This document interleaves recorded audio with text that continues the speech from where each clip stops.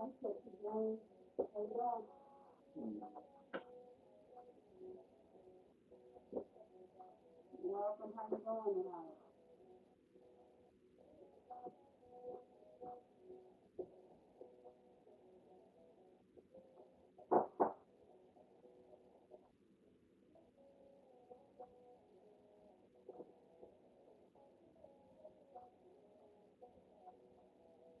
How you guys doing? Welcome, guys, welcome.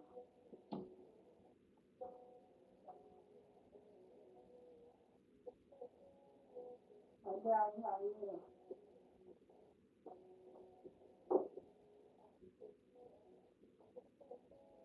Thank you. Hey, Robin. Hey, can't wait to hear you. Right, work. Work, I had to go to the office today. Office day today.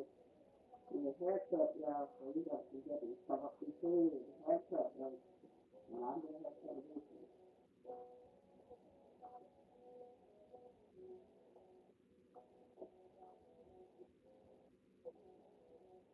Now, don't just try to come and say hello. If you ain't, if you ain't, if you don't stay, just stop by, say, hey, how you doing? Say hello. No, no, hold on. Oh, I forgot. Let me check. Hold on, I gotta check something. I forgot about something. Hold on.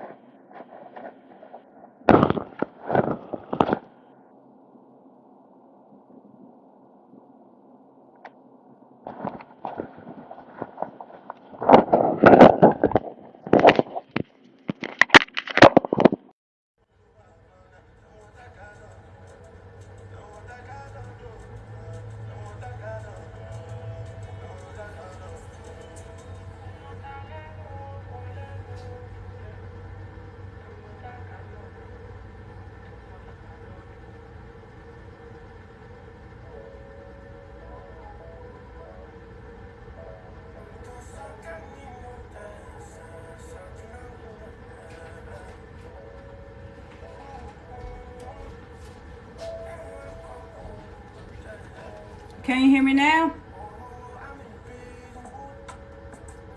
Can you hear me now?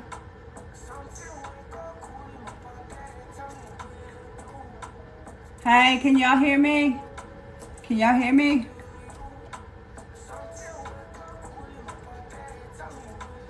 Okay.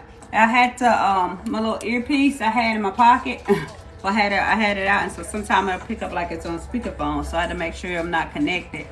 Yeah. So congratulations, Faye. How are you doing?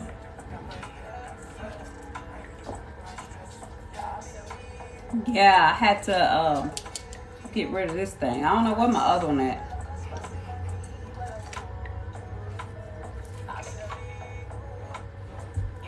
Hold on, guys. Hold on a second. Guys, hold on a second. I'm glad you're doing good. How you doing on your honey night?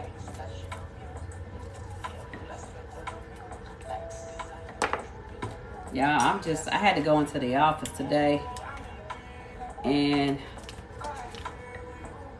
just coming home. I gotta get myself together. I need a haircut, you guys. That's why I got this on my head. Cause sister girl need a haircut, y'all.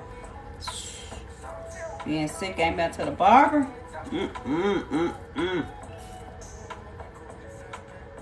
I feel like I literally just felt like, just trying to recover. Having fun wandering around. St. Augustine. What's St. Augustine? Where Where are you, St. Augustine? Is that a place? Where are you at? St. Augustine. Girl, you know, they got so many St. Augustine. Oh, girl, yeah. I was like, hold on, you went to another country, you know, you like St. Augustine. You got to tell me something now. Where you at? Yes, congrats, Faye, on the wedding. Tell Donna hello. I don't know how to call y'all. You know, but congratulations, you know. Where the kids at?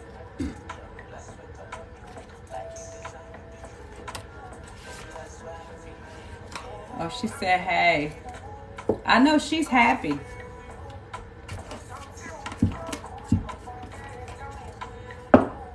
Yes. Oh, grandma. Well, congrats, honey. Drink me some cocoa, guys.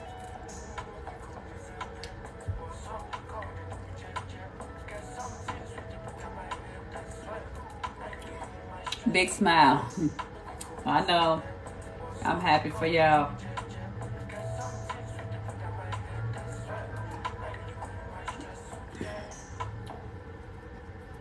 Hey, Faye, if you could go in the group chat and tell, and let everybody know that I'm on live, all the mods, if they want to come on. I'm trying to wait till people come on, because sometimes, like, I would come into the live, and then people come in late, and they be like, they miss what I have to talk about. So I'm trying to wait. So, hey, how you doing, Carol? So now I'm finna be a little bit messy, y'all. So, y'all just let me talk on my little messiness. So, I got something to say. So, I don't know how many people, like, kind of, like, been on my page or whatever. And, like, you know, I post my pictures. And I know I don't owe no explanation to anybody. You know what I'm saying? About anything that I do. Because, you know, hey, how you doing? Because, one, I'm grown. And two, whatever I do is my business.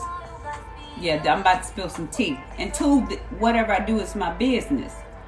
And, you know, you know, this is no disrespect to anybody. I love everybody. But, hey, if you come to my live and you come to my page, and if you don't like something about me, and if you don't like what I say, you don't like what I post, you know what I'm saying? Then the best thing for you to do is to just keep it moving. I'm gonna be as professional as I can, just to keep it moving. That's the best thing for you to do. It's not your opinion, and it's not your place to come to, you know what I'm saying, leave comments, especially not 6 comments or 5 comments on my page about a situation that you know absolutely nothing about. And I don't know if some of you guys saw the comments or saw the comments that was posted today on my TikTok, which I took them down. One, like I said, this TikTok, this is my house. This is my house. This is what my creation. This is my page. This is what I'm building on my TikTok. This is what, you know what I'm saying, I'm growing a fan base. Hold on.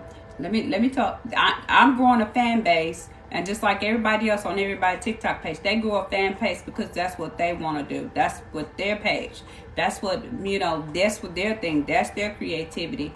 But you don't go on somebody else's page and start making comments and making suggestions about people that you absolutely don't know nothing about when you never one inboxed me to say hello. You never had a conversation with me.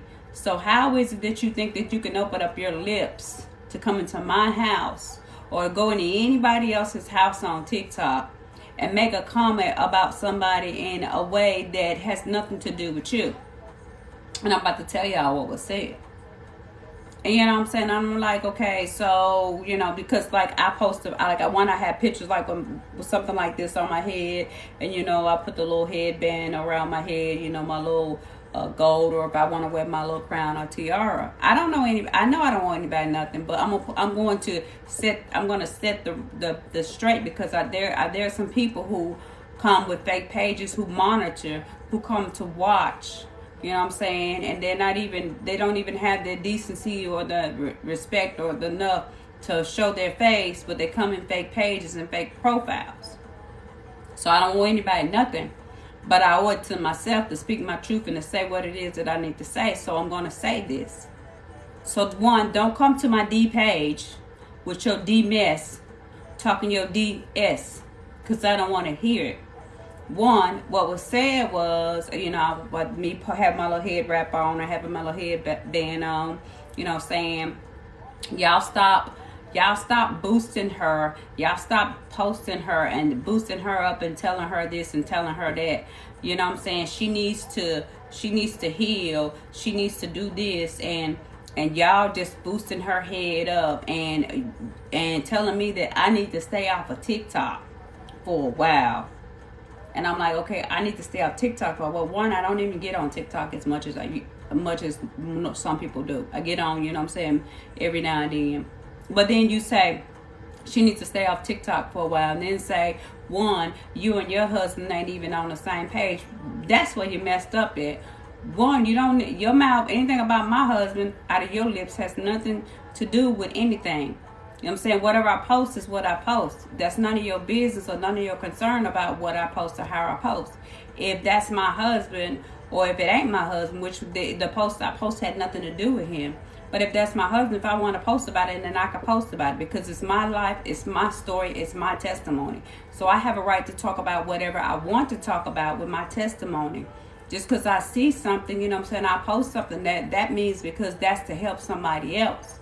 It's not your place to come in here to try to, put derogatory or try to tell people, y'all need to stop boosting her head and you need to get off TikTok for a while.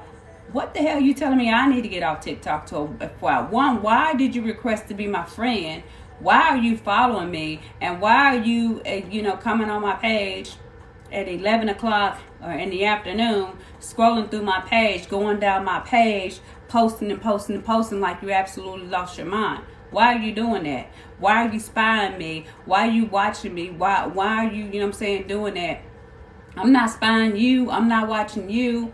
You know what I'm saying? So if you have nothing nice to say, then don't say it all. But when I come on live, I don't beg anybody to come to my live. I don't beg anybody to follow me. I don't beg anybody to stay on my live stream. I don't beg them to do that. People come to the live stream because that's what they want to do, because they want to listen to you, because they want to hear what you got to say. And they keep coming back, or they come to your picture because that's what they want to do. But don't come bashing other people. And don't come down on other people when you ain't even got 100 followers, but you come bash me. You know what I'm saying? And everybody know on TikTok, it's hard to get followers. It's hard to build up your pages. It's hard to get people to come in to TikTok. TikTok ain't the easiest thing for somebody to build up and to grow on. You know what I'm saying? It's not. And then here you go, coming, so telling I need to stay off TikTok and I need to do this or I need to do that, and me and my husband on a different page. We on two different pages. Well, if we on two different pages, then that's my business. But you don't know what God has called me to do. You don't know what God has called me to talk about. You don't know who God has called me to help and to pray for people. So before you open up your lips, and because of what happened is I posted a thing about my future husband, dear future husband, or made the post about, staying away from toxic people and waiting to find the right one, and saying, hey, you know what, I pray for people. You want to pray for marriages? Like we did 3-day thing talking about marriages, praying for people marriages, praying for people relationship. I'm helping people that want their relationships help. So there you go. Then you come and you want to open up your lips and you want to start bashing people when I'm on here praying for people and trying to help people and trying to get people to move forward. But you want to sit there and try to make someone look bad and post on somebody's page like this when you haven't even said hello to me. So therefore, that my thing is, this is my house, and I'm not going to go to your house and disrespect you. So I tell anybody, don't come to my house disrespecting me, because I open up. This is my time, my energy. I don't have to get on here, but I come here because this is my time, my energy. TikTok don't pay me to get on here. I get on here because that's what I want to do. I get on here because I want to help people. But, for people to come to do that, no. Like I tell people, you got the wrong one. You need to keep it moving.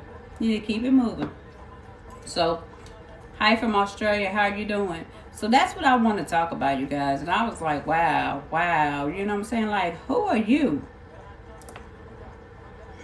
I don't know who all saw. Some people probably saw the comment, but I don't know who saw them. But I was like, okay. But I had to take it down.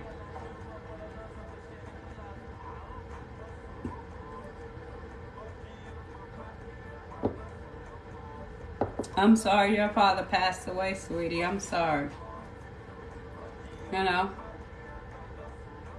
I'm sorry, sweetie.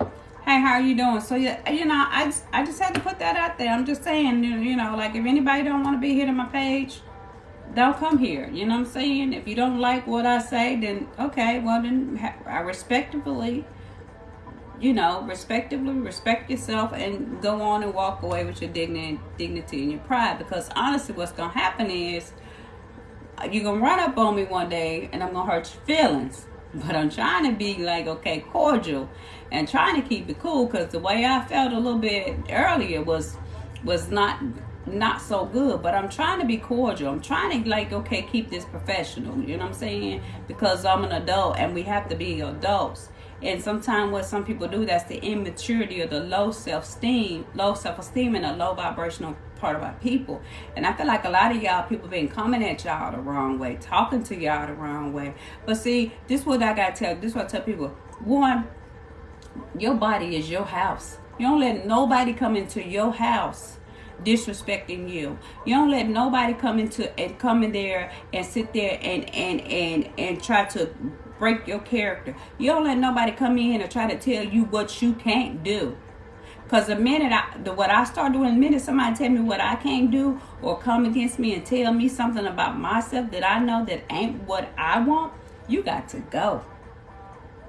You got to go. Y'all got to stop letting people come in and water down and convolute your dreams and come in and sit there, you know what I'm saying, and pull down what you trying to do. When you up on a high vibration, they want to come down and bring y'all down. Y'all got to block them. Y'all got to stop them. I don't care. You got to go. And that's pretty much what I've been doing. Somebody coming in with the drama, you coming in with mess, and you coming in when I know I'm having a good day and you just want to come in because you having a bad day. No, you got to go. You're blocked. And that's from now on, I'm telling you, you're going to get blocked. You're going to get blocked from me. I'm not going to sit there and put up with it. I'm not going to. You know what I'm saying? They're going to let you come up in their house and tear their stuff up and mess their stuff up. So why do you think you're going to come up here? Hey, everyone, how you guys doing? I see everybody coming in. But why you going to let somebody come in and do that to you? So I'm to the point now, like, you know, that's why we got to respect our boundaries. And somebody said, no, you need to be okay. No, the kingdom suffer violence. But at some point, you got to take it back by force. At some point, you got to let people start talking all over you. And even them people who come to sweep by and by, when you was like, oh, I think I want to do this. Well, I don't. Well, I didn't ask you what you think. I didn't ask you what you thought about. I don't need your opinion, because your opinion does not matter. One, are you paying my bills? Two, are you putting food on the table for me? Three, are you clothing me? Who's taking care of me? Me. So who give you the right to come in and give me your opinion when I'm getting my butt up on my 2 feet and I'm putting my pants on just like you put your pants on one at a time, leg by leg, and I'm getting in my car and I'm going to work and I'm making my money to put in my bank account to pay my bills. So who are you to come to try to tell me something about what I need to be doing? You have no right to. That's not your right. That's not your place. So shut your lips and go and do something and fix yourself. You know what I'm saying? That's why I tell people, if somebody wants your advice, and if I come to you and I ask you for my advice, and that's different. I asked you for it. So okay, but still, even when I ask for it, I still have a right to respectively disagree.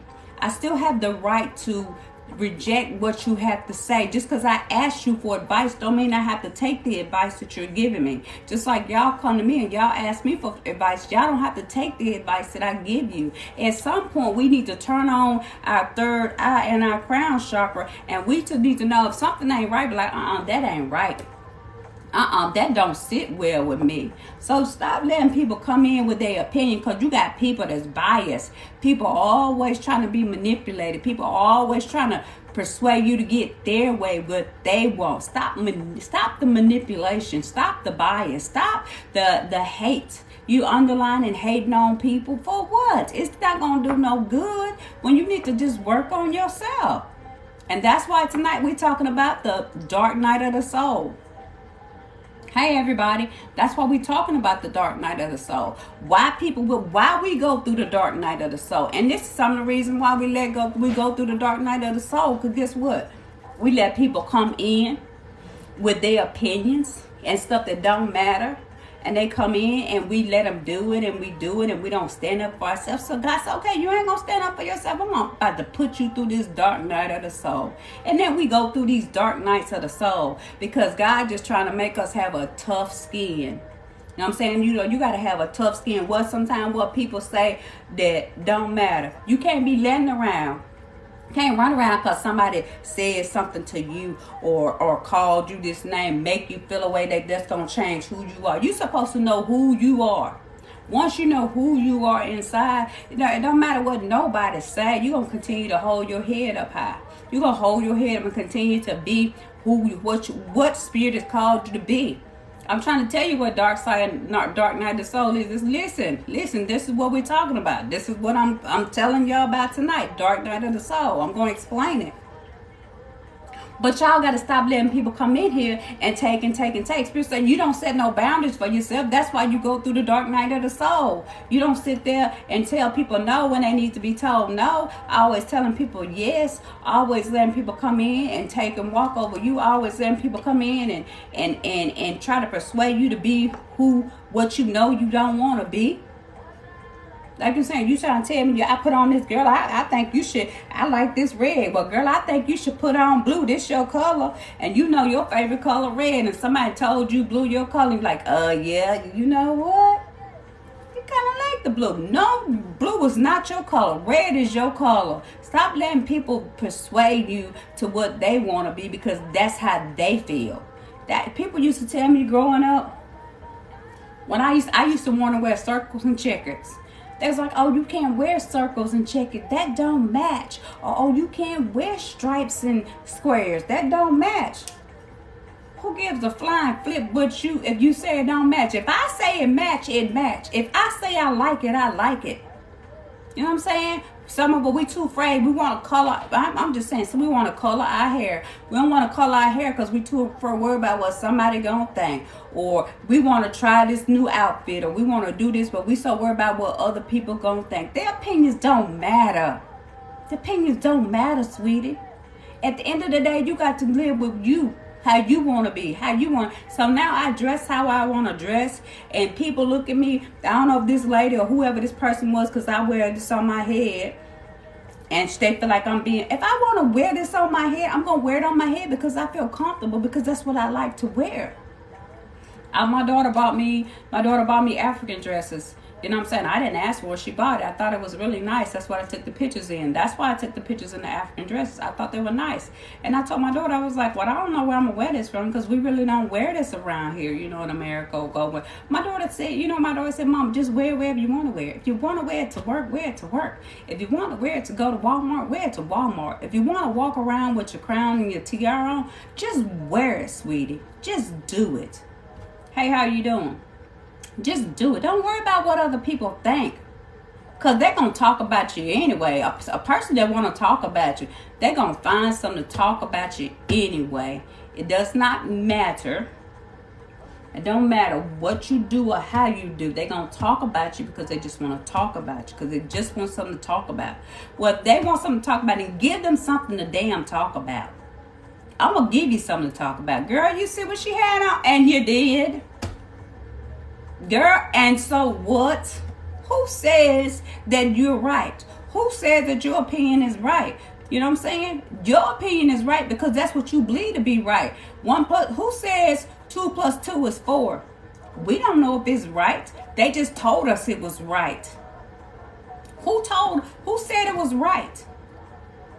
Nobody said it. Just like they said the sky is really blue when there is really no color. There's really no colors. But they tell us it's colors, but they no colors. It's all a prism of a light. But it's an optical illusion because that's what we believe. So that's what I'm saying. Everything is an optical illusion. It's what you believe. It's how you believe it. So stop letting people do that stuff to you. Stop letting people tell you stuff. And I'm saying, I'm not going to be that person. I'm not going to do that anymore. Just like somebody tried to tell me you're on a job. Well, you know, such and such job, we work for them. That's their company. It ain't their company. It's God's company. I don't work for them. Who wakes me up in the morning to put breath in my body to tell me, wake me up, so okay, it's time to get ready to go to work? Who give me the strength to get up to get myself to go to work? Who give me the knowledge and the power to do what I need to? Who the one helping to bring business into that company so I could be paid? They ain't doing it. God doing it. Those people don't understand. Come on, they pay your. They don't pay. God pay your paycheck. God pay all our paycheck. God just gives us food. He does everything for us. All he do is empower people. He said, I will empower you to get well. He just empower those people to get the well.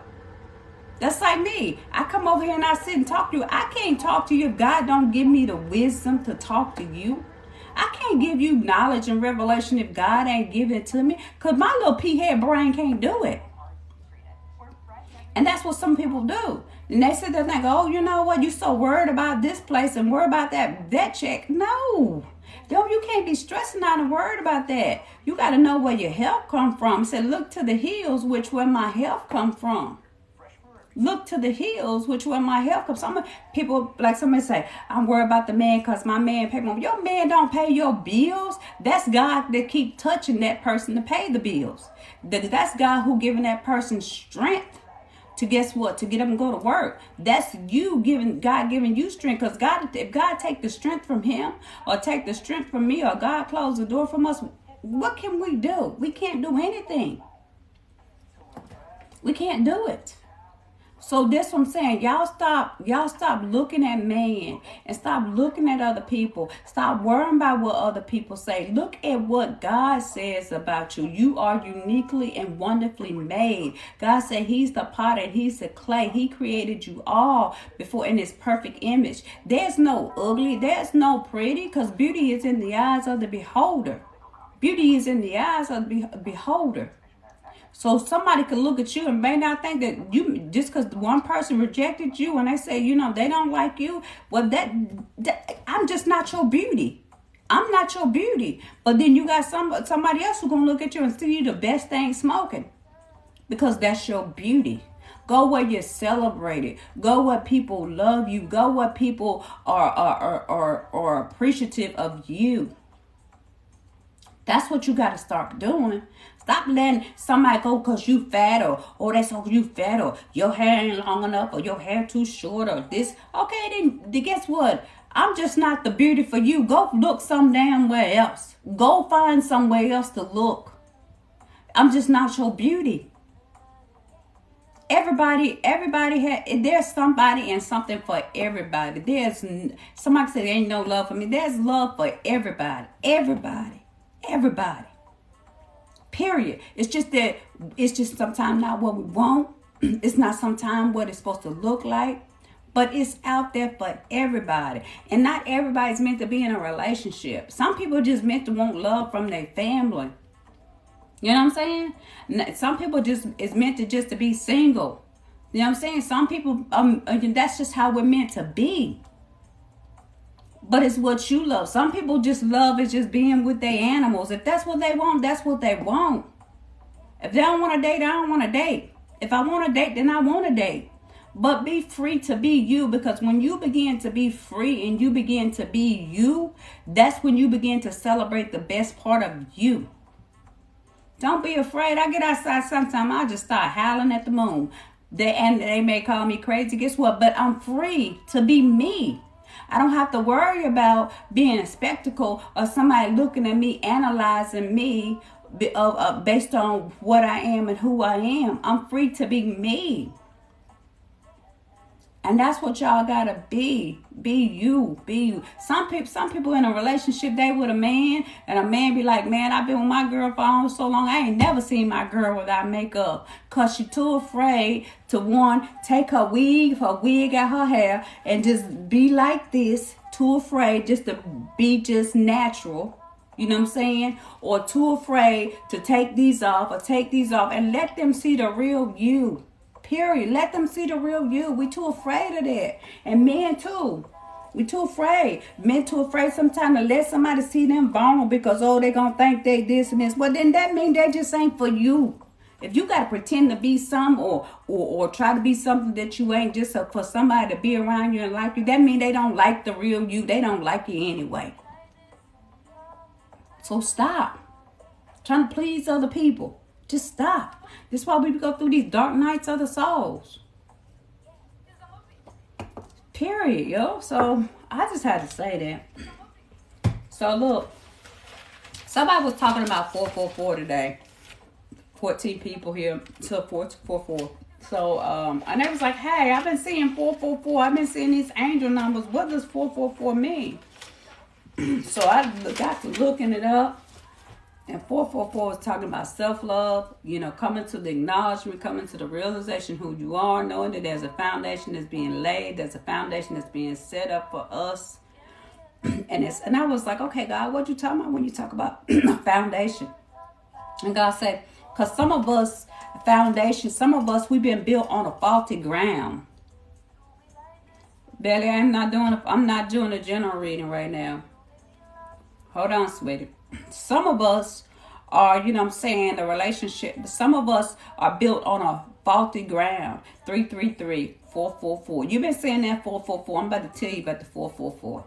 We said we like we said, some of you sit on a faulty ground. Like what your foundation is built upon. It's not built upon a foundation that can stand. So therefore, what I'm helping to build a foundation on you, a 444 of self-love. Of no matter what happens in a relationship. If somebody leave you, if a job leave you, or something go, I'm building a foundation on a rock. I'm building a foundation where it could stand. And I was like, okay, God.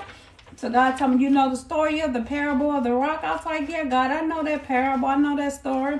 So God took me to the story. I was like, okay. So it says, everyone hearken to this. Who built his house on a rock? A wise man who built his house on a rock. The rain came down and the floods came down and the wind blew down and beat that house. And it didn't fall. For it was a foundation founded on a rock. It was a foundation founded on a rock. And some of us, our foundation is put on sand. As soon as the foundation begin to tremble, the house crumble because it's built on sand. Some of our foundations are built, on the water, and as soon as that wave gets to hitting us and beating and pushing, we just float off and we just go off. Our foundations are not built solid. It's not built stable, because a lot of the stuff, why is because what the stuff, like I just said, people been telling you, people been putting into you and to your foundation. We have the power to create everything and have everything we need, but sometimes we don't go within ourselves. We're not in tune to ourselves. We don't turn deep within to try to find that message from ourselves. We look for this person and that person, and we don't realize sometimes the person that we going from, we need to check the source of that person. Find out how negative it is. We see people coming, you don't know how negative a person is, you don't know how their mindset is, and so you coming to people who may be negative, have a low mentality, lack or something, and so they're sitting there trying to give you advice. When with deep inside they so low mentality, that how do you know what they're telling you ain't because they want to pull you down? That's why you begin to have that beacon inside of you. Say, you know what, that ain't right. No, that ain't right. That don't mean that the person's not right. It just means that information is just not right for you. But then that's where you get on a vibration where spirit send you to people and send you places where, guess what, when it's right, you're gonna be vibing with that person. Now if you vibing in a low low vibrational place, and you are low vibration in a low place, and if the thoughts are something to hurt you and the thoughts are not good to help you, then that's when you need to check your ego, because your ego is always fighting against your spirit. Your ego was always going to tell you to do something that's contrary to being positive. So we was talking today, me and my coworkers, we were talking. It was like, it's so easy to be negative. It's so easy to focus on negative stuff, but it's so hard to concentrate and be positive. It's so hard to try to get yourself to lift yourself up high. We can all take ourselves low and low and low, and we can always find people who gonna beat us down and take us lower and keep us submissive, because that people want to control us. But they don't never want us to get up here, get so high, get so much get in a vibration, because that's when we don't need them to think. That's when we begin to have our own, because the Bible told us to put on the mind of Christ, and we put on our own mind, we put on our own spirit. Hey, how are you doing? We put on our own mind, we put on our own spirit, and we begin to have that mind, where with the mind concept, where we begin to go deep within, and our higher self begins to talk to us, And see, and our ego don't like it. And sometimes we wonder why we be having battles. Like, I'm having a good day. Why I just all of a sudden have a bad day? Because your ego don't like the fact that you're having a good day. Your ego wants to sit there. Guess what? Your ego wants to tell you, what? Let me pull her down a little bit. No. Because guess what? Because when your spirit lives, your ego has to die. And it's always a fight or flight. It's always a fight or flight. One, it's called survival of the fittest. One wants to live, and neither one of them wants to die. Because guess what? You can't have your spirit up here living and your flesh living. Both of them can't live. One of them got to die. So which one are you going to let die? You gonna let the ego die, or you gonna let the spirit die?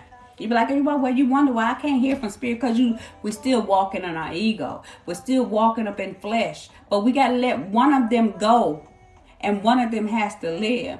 That's why I say, a double-minded man, it's unstable in all its ways. That's why we can't straddle the fence. We got to choose ego or spirit. You can't be both. So that's the choice that we have to choose. And they always fighting against each other. And that's where you begin to have that dark night of the soul. Because guess what? My ego is fighting against my spirit. And guess what? We about to go to war. And that's when you start having a war, the battle in the mind. That's what the dark nights of the soul. It's the battle in the mind. Because guess what? One of them want to win. You're going to let the ego win, or you're going to let the spirit win. Are you going to let the low vibrational win, or you're going to let the high vibrational win? It's a battle every day. It's a battle. And that's the battle that we fight until we get tuned into spirit. And we get tuned into our higher self. We always try to arise. Till we go from glory to glory to glory to glory. That is ascending higher.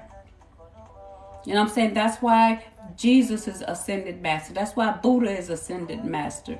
That's why these Muhammad's, that's why they're called ascended masters, because they have conquered and ascended up to a higher level. And we all need to strive to ascend ourselves up. But we keep ourselves sometimes so much around so many low vibrational people, so many low vibrational places where we never grow. And all our ego wants to do is keep us stagnant. They don't care. The ego don't care if you don't grow. They don't care if you go down. But what they care about, well, wait a minute, you trying to rise up, you think you better. Hold up. I need to pull you back down. I need to pull you back down. Because when we begin to rise up, guess what? That's when we begin to walk in our power. That's when stuff begins to happen. That's when all your miracles begin to transform. That's when you begin to see all kinds of blessings. That's when, guess what? Everything's lined up and you're tuned in, guess what? To the will of God. Because see, the low vibrational don't want you in the will of God, because it's the ego fighting against the spirit. And if you're in the will of God, that means it's just a purpose and a plan that has to be done. And remember, spirit and low vibration always fighting with each other. It's a battle. And what's in between these battles is your mind. Here go the battle. This is the low, this is the high, and this is my mind. And guess what? Both of them want my mind. Which one gonna get it? Is spirit gonna take my mind higher, or is the low vibration gonna take my mind lower? It's the battle of the mind. That's the whole battle. The battle of good and evil in your mind. You gotta fight the battle to win the battle. Because they want to take your mind. If they can take your mind, then guess what? They can take control of you.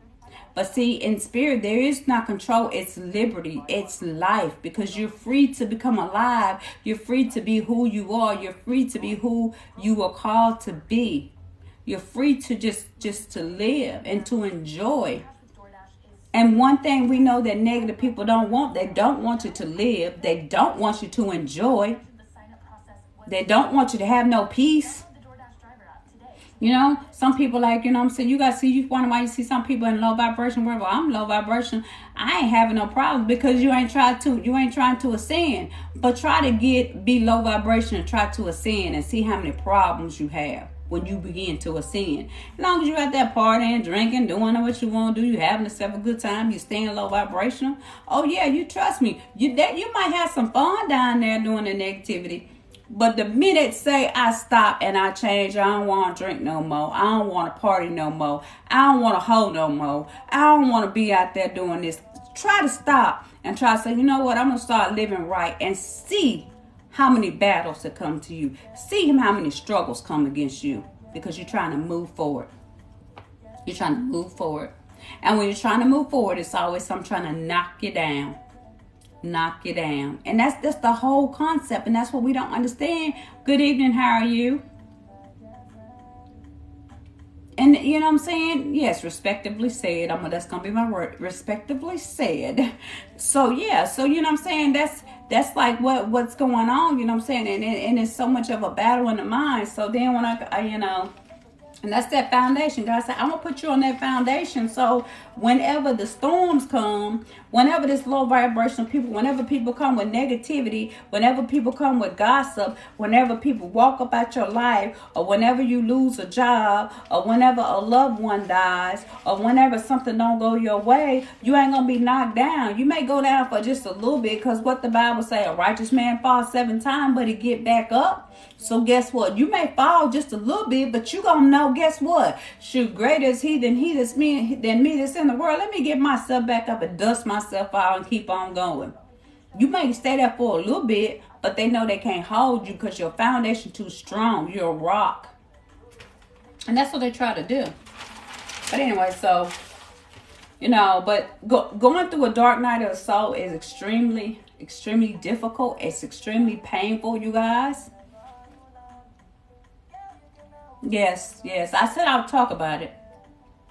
But going through a dark night of the soul is extremely painful. It's extremely, extremely difficult. It's hard. It's one of the hardest things in life that we go through. And people, you know, people say, oh, you need to do some shadow work. Oh, you need to go through a dark night. So you're like, what the hell you talking about? I need to do some shadow work. What are you talking about? I need to do a dark night of the soul. You know? Yeah, be the rock. You know what I'm saying? Because God is that rock. You know what I'm saying? But, you know, dark night of the soul, which sometimes there's triggers. When there's a death, when we go through breakups, you know what I'm saying? When we go through breakups and divorce in our marriage, when we go through, you know what I'm saying, having to deal with some type of trauma or some type of pain, when we go through, like, you know what I'm saying, illnesses, like those setbacks, when we have those major, what I call midlife crisis, that's when a dark night of soul is almost like a midlife crisis. When you start going through your midlife crisis, when you start going through things and it's like, you go through these dark nights of the soul, you have these events because Spirit is trying to get us to surrender and to trust them. Spirit is trying to get us to lean not into our own understanding, but lean into the understanding of Spirit. Spirit wants us to, you know that, guess what? You're trying to do all this your own, but there's a divine being that's on the inside of you. So therefore, Spirit's like, I'm going to take you through something because I need you to grow. Sometimes we go through dark night of the souls when we're trying to spiritually grow, when Spirit trying to get us to, you know what I'm saying, to be like, some of you may be called to be pastors, some of you may be called to be preachers, some of you may be called to be healers or whatever. So sometimes in order for that gift to be perfected, I told you, sometimes it takes pain. Who went through dark night of the soul? Jesus. How you think, well, that was 40 days and 40 nights in the wilderness? He was going through a dark night of the soul, y'all. What you think Moses doing was up on that mountain for 40 days and 40 nights, as they say, metaphorically speaking? He was going through a dark night of the soul. What do you think Job did when he was lost, started losing everything, and he had to sit there and start going through boils? He was going through a dark night of the soul. These dark night, this is all that is dark night of the soul. That's what it is. We go through this. What you think the people in the wilderness, when they was going through that wilderness, that was a dark night of the soul before they got over to the land of Canaan and milk and honey. What you think they did in Egypt when they were being oppressed? That was a dark night of the soul. What you think they did when we went through our time, you know what I'm saying? I ain't going to talk about but our time before we had June 19th. We were going through a dark night of the soul. That's a dark night of the soul, because guess what? Spirit's like, you know, I'm going to teach you to stand up for yourself. I'm going to teach you to set boundaries. I'm going to teach you to stop letting people walk all over you and know that you're important. I'm going to teach you to, regardless of whatever situation you in, you know that you could turn deep within. And that's what Jesus did on the dark night, in the 40 days, 40 nights he went out, he went and he turned deep within. And after he got done, he was tempted, he was tested, he was tried to see was he going to overcome. And then after he did, then he got power and then he got strength. He said, Spirit of the Lord is upon me. We get power after we go through our dark night of the soul. We get blessings after we go through our dark night of the soul. We grow after we go through our dark night of the soul. Even Job, when he lost everything in that dark night of the soul, after he got done, God got done with him, he was restored. He was restored. Even the people in Egypt, when they went through the dark over there, you know, out of Egypt, and they went over to the land of Canaan, they were complaining, "Oh, we need to go back here. We need to go. It was better we go back there where we was at. Shoot, at least we had this and at least we had that. Okay, Spirit's okay. Well, you gonna do it then? You gonna spend 40 years. Well, you gonna spend this time in this wilderness until you stop complaining, until you learn your lesson. God gonna take us to that until we learn our lesson. And everything I say, you know, a lesson is a blessing. Because God does it to bless us. God don't take something away from us to give us better. But if we sit and we start murmuring and we start complaining,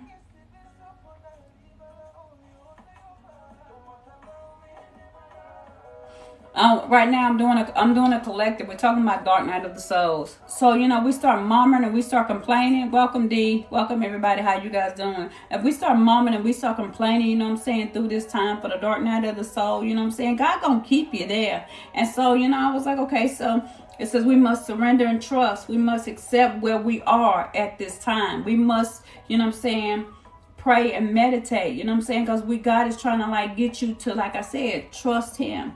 And we got to learn to, you know, some things I know I got to let go. I'm gonna keep it a buck with y'all. I've been dealing with this girl, not me. This is a guy talking, y'all. I've been dealing with this girl, this chick for, we've been together for 5 years. Me and this girl, every time I turn around, we'll get good. We'll be in a relationship and she be acting good. Next thing I know, she start acting crazy. She start tripping for no reason at all. Going through my phone. You know what I'm saying? She going through my phone. She doing this. She doing this. And Spirit's like, okay, you know what I'm saying? She keep on. And I just keep on. And then, you know, she sit there and she try to take control of me. She want me to do this. She want me to do that. And then I just do what she asked me to do just to keep the peace. But Spirit say, you know, that's not what I told you to do. At some point, you got to speak up.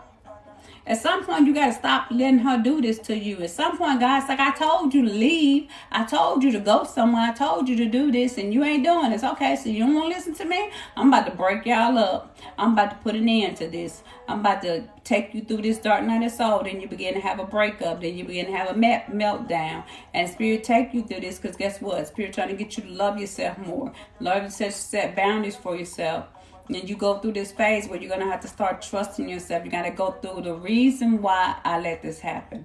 Why am I letting this person take me through this? You know what I'm saying? Why am I letting people do this? Why I keep going through the same relationship? Spirit wants you to actually look and evaluate the situation when you go through this.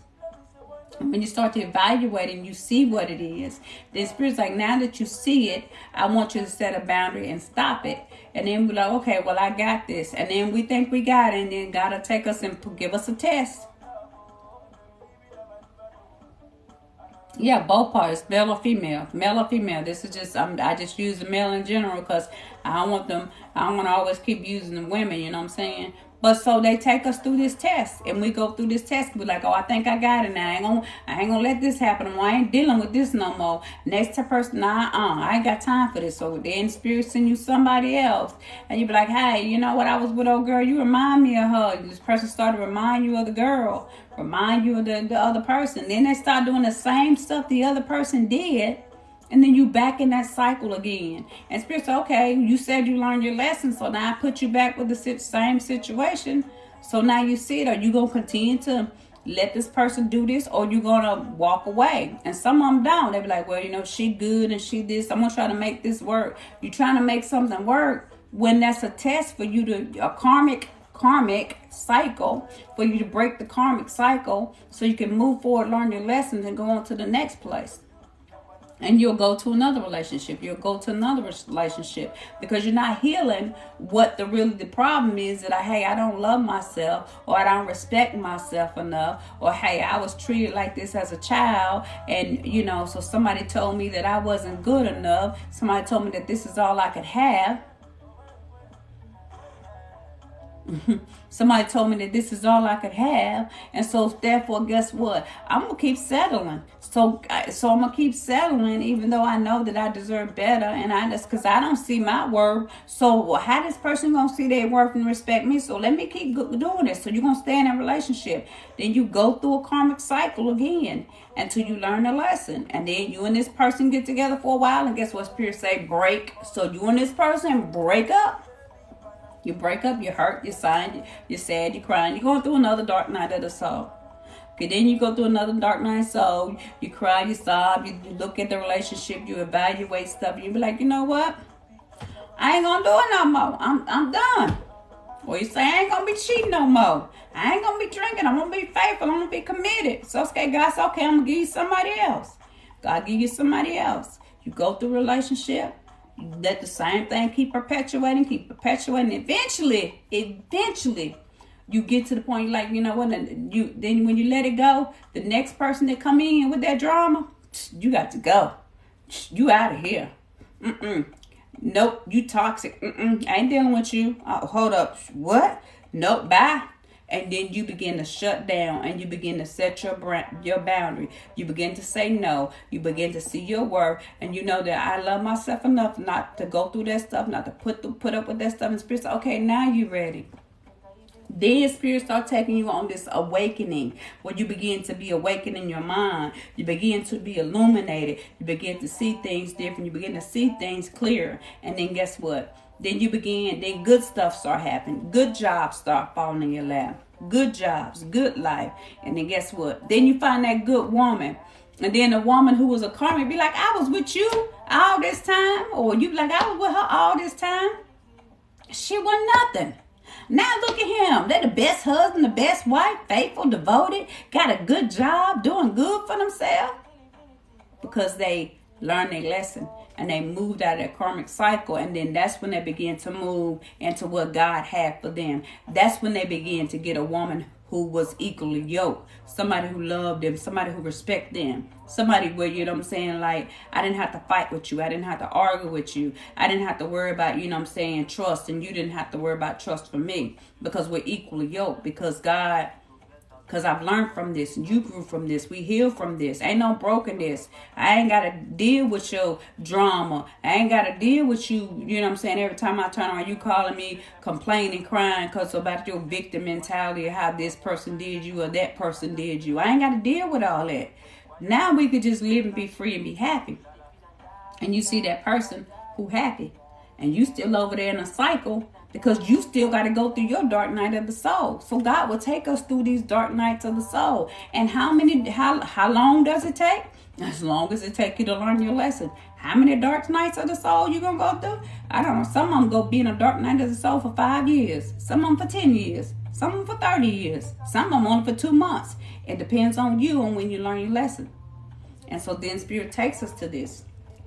A dark soul, sometimes it'll make you feel, and y'all can correlate if this is for you, it make you feel spiritually desolated. It make you feel disconnected from friends, from people. It make you feel emptiness inside of you. It makes you feel like, you're cut off from the divine, or God can't hear you, or God's not answering your prayers. You feel like you're blocked. You feel like things ain't moving in your life. You feel like you're going through a twilight zone. Every time you turn around, you keep going through a circle, almost like a hamster on a wheel, keep spinning around on a wheel. You feel like that. Then you go to a point where, you feel completely lost. You can feel completely hopeless. You lose your purpose. You're misguided. You don't have the direction. Then you run around looking for love in the wrong places. And that's like some people when it comes to love. Some people so desperate for love that, we go out there and that's the energy. Then we wonder why we get people who, take from us, people who suck from us, who pull us dry, because we're so desperate for love. We're so desperate to say I got a man, or we so desperate to say I got a woman, or we so desperate for somebody to get between somebody's legs. I'm just keeping it a buck with y'all.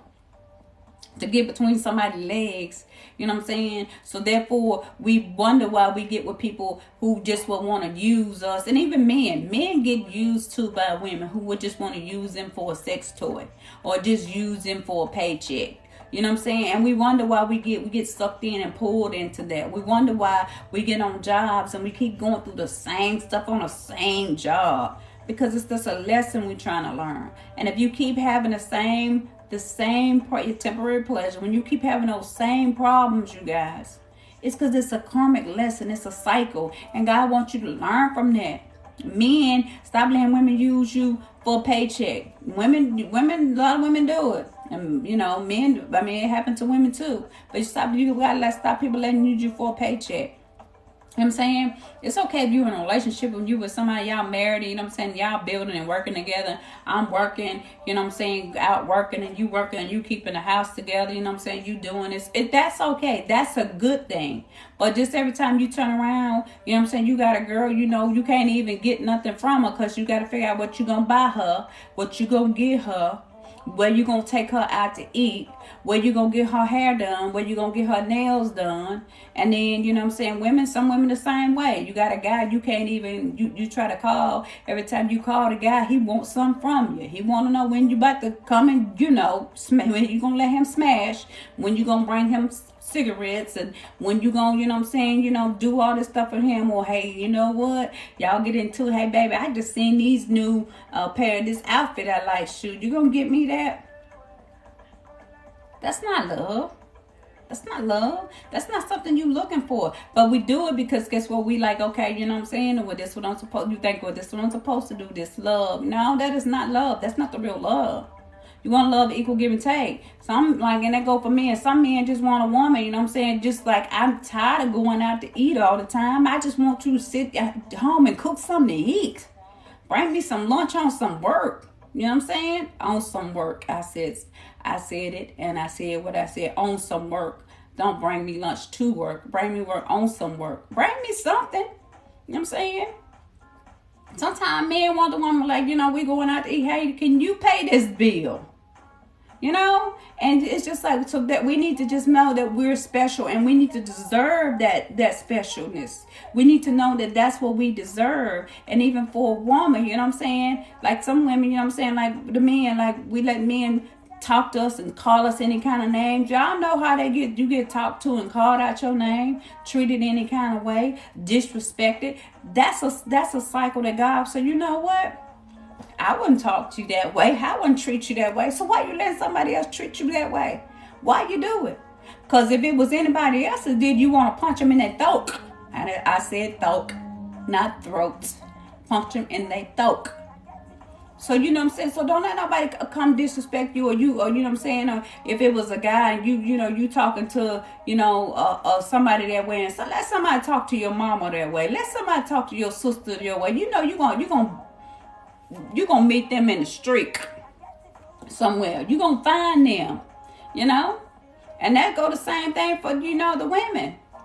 Let that stuff happen. Let something that be your daughter, and you got somebody talking to your daughter that way, or some woman treating your son that way. See how quick you gonna go find them.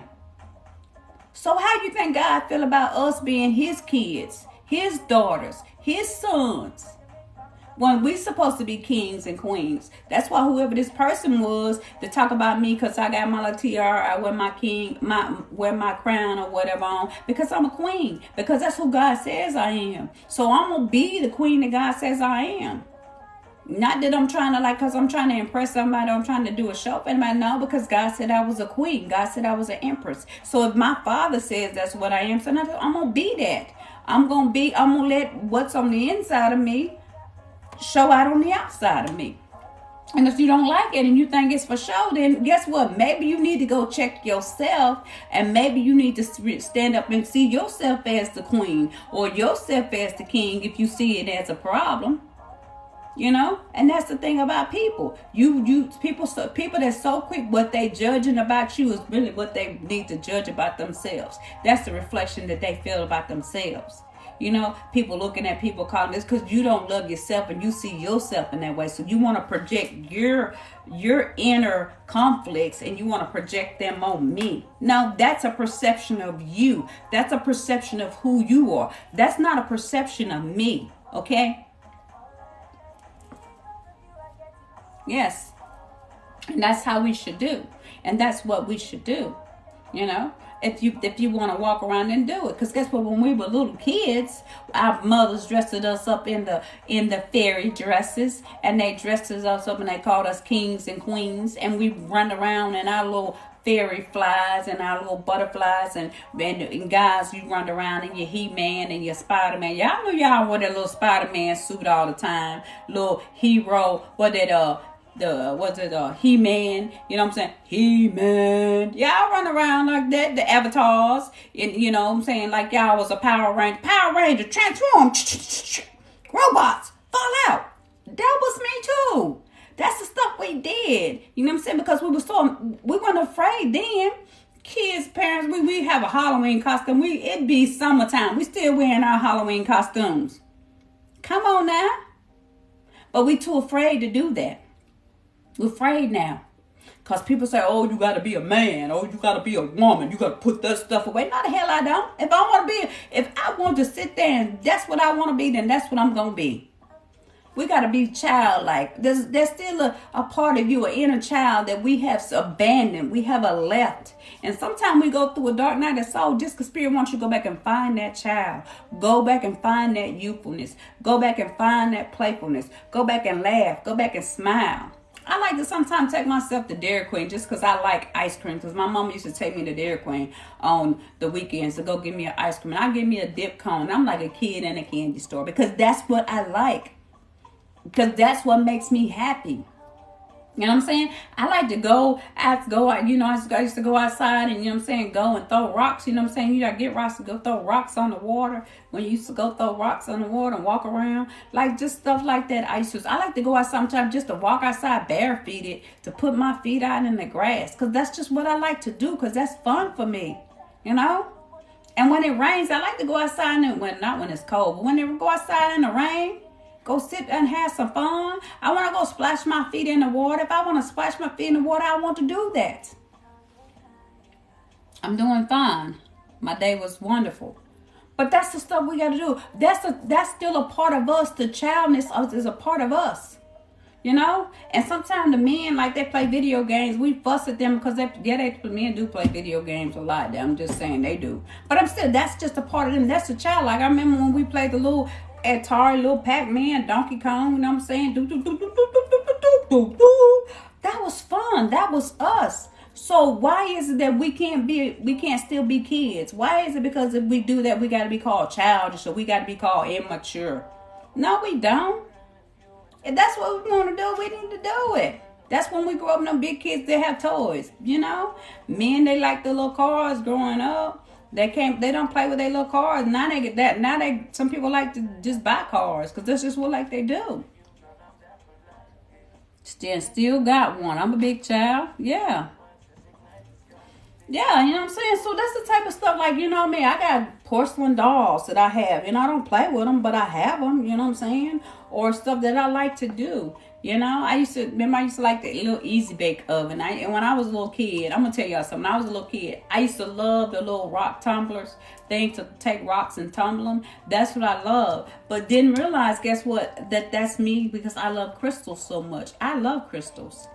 And that's what I like. So anybody want to send me crystals, y'all can send me crystals. Post office box. Y'all ask for my post office box. I love crystals. But I mean, I love rock tumbles. I love crystals. I love puzzles. You know what I'm saying? I love to play those little games. We used to play hide and go seek all the time. You know, that's always, you know what I'm saying? That I didn't know that was opening up and keeping me in tune to looking at things hidden and find mysteries. I didn't really, a lot of that stuff that we did as a kid, thank you so much for the roses. A lot of stuff we did as a kid is the stuff that we need to utilize us to help us to grow spiritually. But we lock that stuff up, you know what I'm saying? And our childhood is buried, and we wonder why we can't grow, and we got to go back and find it. Chakras opening. Yes, we got to do that. So that was what Spirit was saying here, you know, and I said it could be years, you know what I'm saying? But during the dark night of the soul, we need to take inventory of what we've been doing. We need to take inventory here of what we've been neglecting here. We need to take an inventory, you know what I'm saying, of what we're accepting. We need to take inventory of what we're compromising about. Things that don't serve us for our highest good. You know, are you neglecting your inner child? Are you neglecting your body? Like, you know what I mean? Like, I know I'm supposed to take I'm not fat, you know what I'm saying? I'm not overweight, but just because you're not fat no weight, that still don't mean you're supposed to take yourself to the gym. You're supposed to make sure you eat right. You know what I'm saying? That's stuff we neglect ourselves, you know what I'm saying? We need to make sure we take care of ourselves, because this is our body. You gonna clean your house up every day. Why you ain't cleaning your spiritual house? So Spirit's like, you know, sometimes we begin to do that. And are we accepting less than? Are we accepting stuff just because we feel like that's what we were? You know what I'm saying? Are we putting up with people and jobs and situations because we feel like that we can't get no better, or this is the best that we gonna get because somebody told us we weren't smart enough, we weren't educated enough, or told us that we ain't got the ability to have it? I'm doing well. How are you doing, Sean? Yeah, or we don't have the ability to have it. And so therefore people telling us, you know what I'm saying, what are we accepting? Are we accepting a relationship that we know that that's not the relationship we want? Are we accepting to be with somebody when we know we want to be married and we know that person ain't going to give us married because they don't want to give it to us, we're going to accept it? You know? Or, you know what I'm saying, or, you know, are you know what I'm saying, what are you doing? Are you accepting a job because you don't want to go to school to learn, to grow, to be educated, or to be guided to get a better job, or to get what Spirit has for you? What are you accepting that's not acceptable? What are you neglecting that you shouldn't be neglecting? What are you compromising on that you shouldn't be compromising? Some of us compromise being with a person that we know we really don't like. We know we're not really attracted to, but because guess what? They're a good provider because they pay the bills. Or she may not cook so good. When I know that, hey, look, I need good meals, but she don't cook so good, or she don't do this so good, but she got a nice butt, or she got this. You know, or, you know what I'm saying? Like, what are you compromising on that you know, hey, guess what? That's not really what I want. What are you settling for? And Spirit's like, I didn't tell you to settle. I didn't tell you to come here to settle. I told you as a king and a queen, I want to give you the best. I told you I want you to live your best life. I ain't tell you to live a life. I said live your best life. And this is stuff like we need to know to do, but we don't do it, you know? So going back here to what this says, but you know what I'm saying? So when we do this, when we start to not live our best life, we begin sad. We begin to get depressed. We begin to not be happy. You know what I'm saying? Because we're settling. And that's why it's like your beacon, your body, your system is telling you settling. Good evening. How you doing, Japalo? It says you're settling because it's not really you. So that's what we got to do. And we got to begin to awaken. And so like in school, why they tell us that school, you know what I'm saying, they teach us stuff in school that we don't even know. Why we got to go to college And you telling us stuff in college. I said, why I gotta be taking PE in college when I took PE all my damn life? I gotta pay you $700 for PE.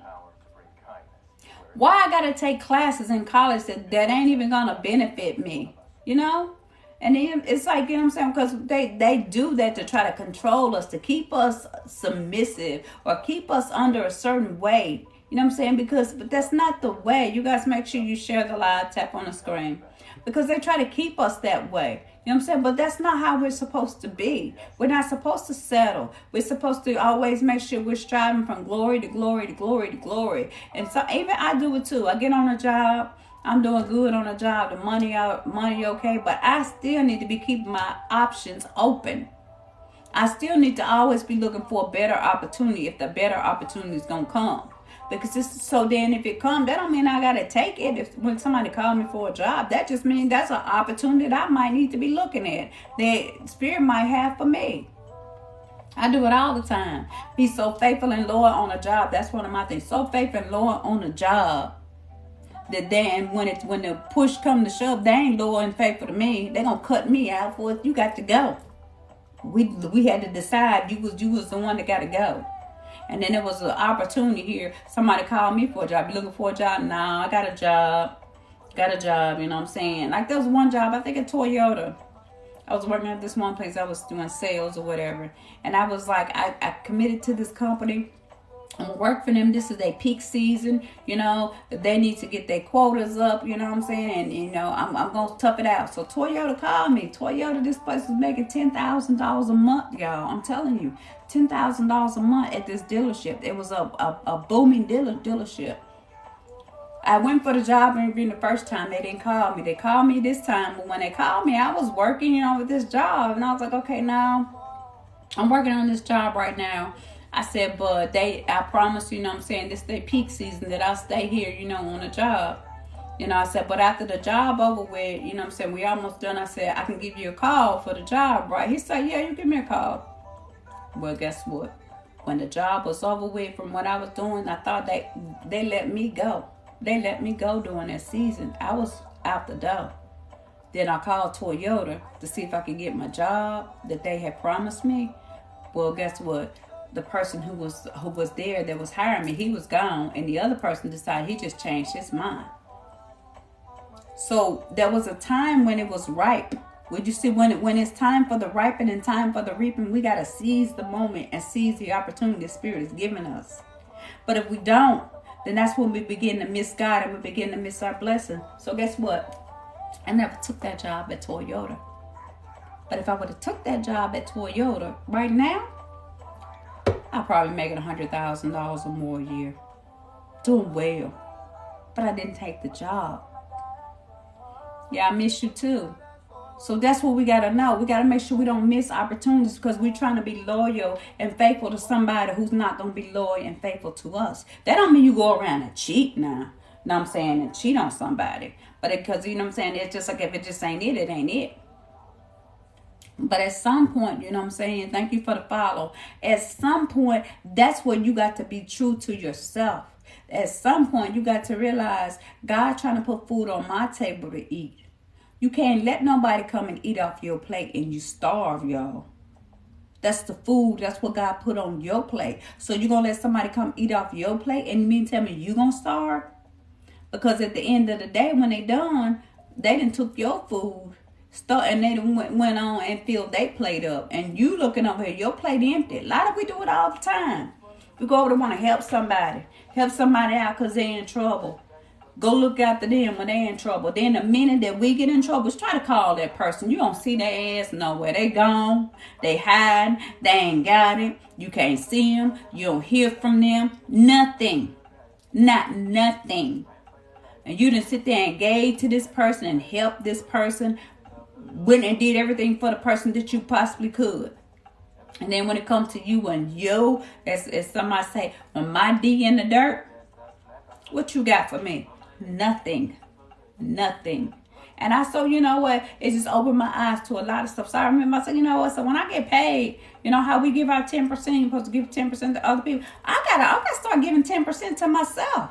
I got to take 10% of that money and put up for myself. I gotta start like, you know what I'm saying? I can't just be, I can't help everybody. I must help people still, but I can't be out helping everybody, and then when it's time for me, I ain't got nobody helping me. You got God, yes. But at some point, God say, well, what you do what I gave you? I gave you this. I said, dang, gave you this, and you said, now you got to go help everybody else. You got to go get everybody else, but you ain't getting none to yourself. You didn't help everybody. And a lot of us, we go out. Sometimes, we go to clubs. I ain't gonna lie, I used to be one of the people up in the club buying drinks for my friends on my dang paycheck. Buying my drinks for the friends. Going out club and having a good time. You spent your money up in the club on the drinks. And let you go to the club and you ain't got no money that week. See who gonna be buying your drinks? Nobody. See who gonna be coming up want to hang out with you? Nobody. They're gonna be over there trying to get drinks from somebody else. People love to go somewhere. I'm saying, like, seriously. My house where I used to live, was happily married. Not this man, but I'm happily married. Had a house, had kids, cars, had everything. Had money. I ain't have to work for none. My spouse worked. I had money. He gave me money to do my shopping, do what I wanted to do. You know what I'm saying? I lived. I enjoyed. I had fun. I did what I wanted to do. I had people coming around me. Oh, they love me. Oh, I was their friend. Oh, I was this. Guess what? My wedding ring came up missing. Couldn't find my wedding ring. Couldn't find stuff come up missing. And then guess what they was doing? While we was out doing our thing, I'm thinking, oh, you my homegirl, we cool, we and everything. You going back over there skinning in my husband's ear, telling my husband everything that I'm doing. Cause you jealous of what I got, so you want to go tell my spouse everything I'm doing.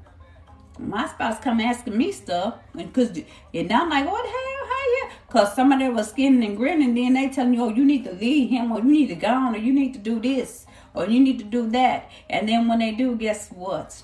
The minute you leave, like I talked to my spouse, we split up years and years later. So that person tried to call and talk to me after we split up. I said, what? Yeah, they tried to do this when we split up. What?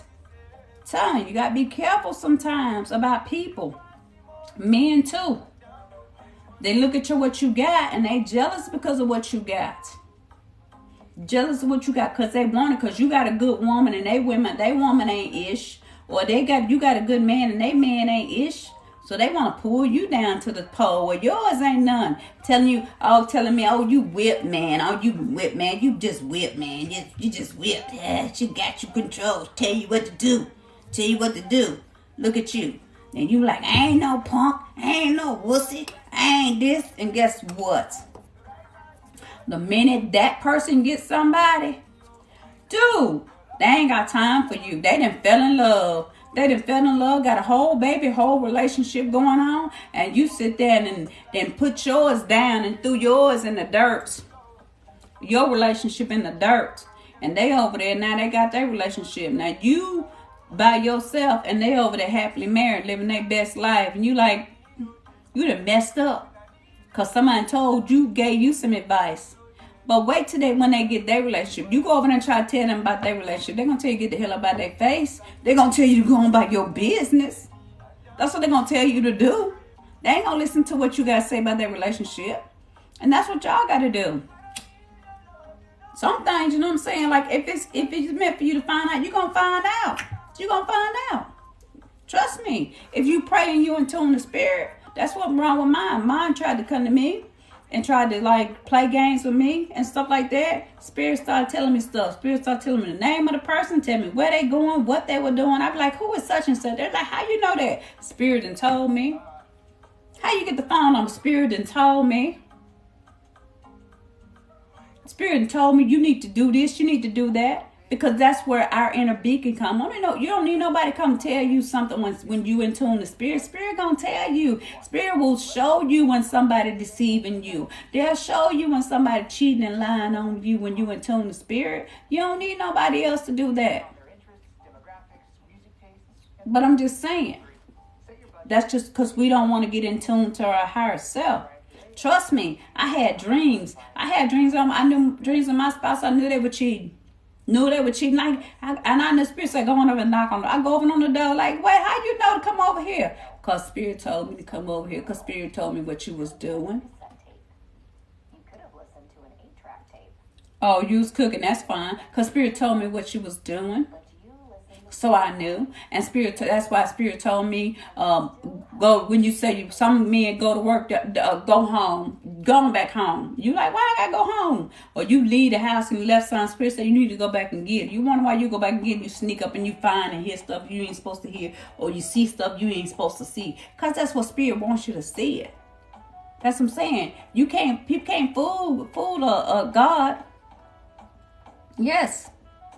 God always reveals the secrets. Always. And that's what we don't realize. Dreams. Pay attention. Get in tune to Spirit. If you're not in tune, get in tune to Spirit. Spirit tell you, don't marry that person. Don't be with that person. That was one person I wanted to be with. I was like, you know what? One person I want to be with. When I was younger, this person, I knew I was going to be with this person. I know me and this person going to be married. Spirit's like, no, you ain't going to be with them. I was like, well, I ain't going to be with them. Come back years later, get to looking for that person, trying to find that person. Guess what? They went to jail for rape. Spirit trying to protect me from something I didn't even know. Didn't even know. And that's what I'm saying. Like Spirit knows what's best for us. Yeah, rape. I want to look the person up. If I try to find him, I was so in love with him. It was this and this, a little crush. You wonder why? That's why. Wow. You're like, wow. We were kids at the time, but then you grow up like, wow, that's why.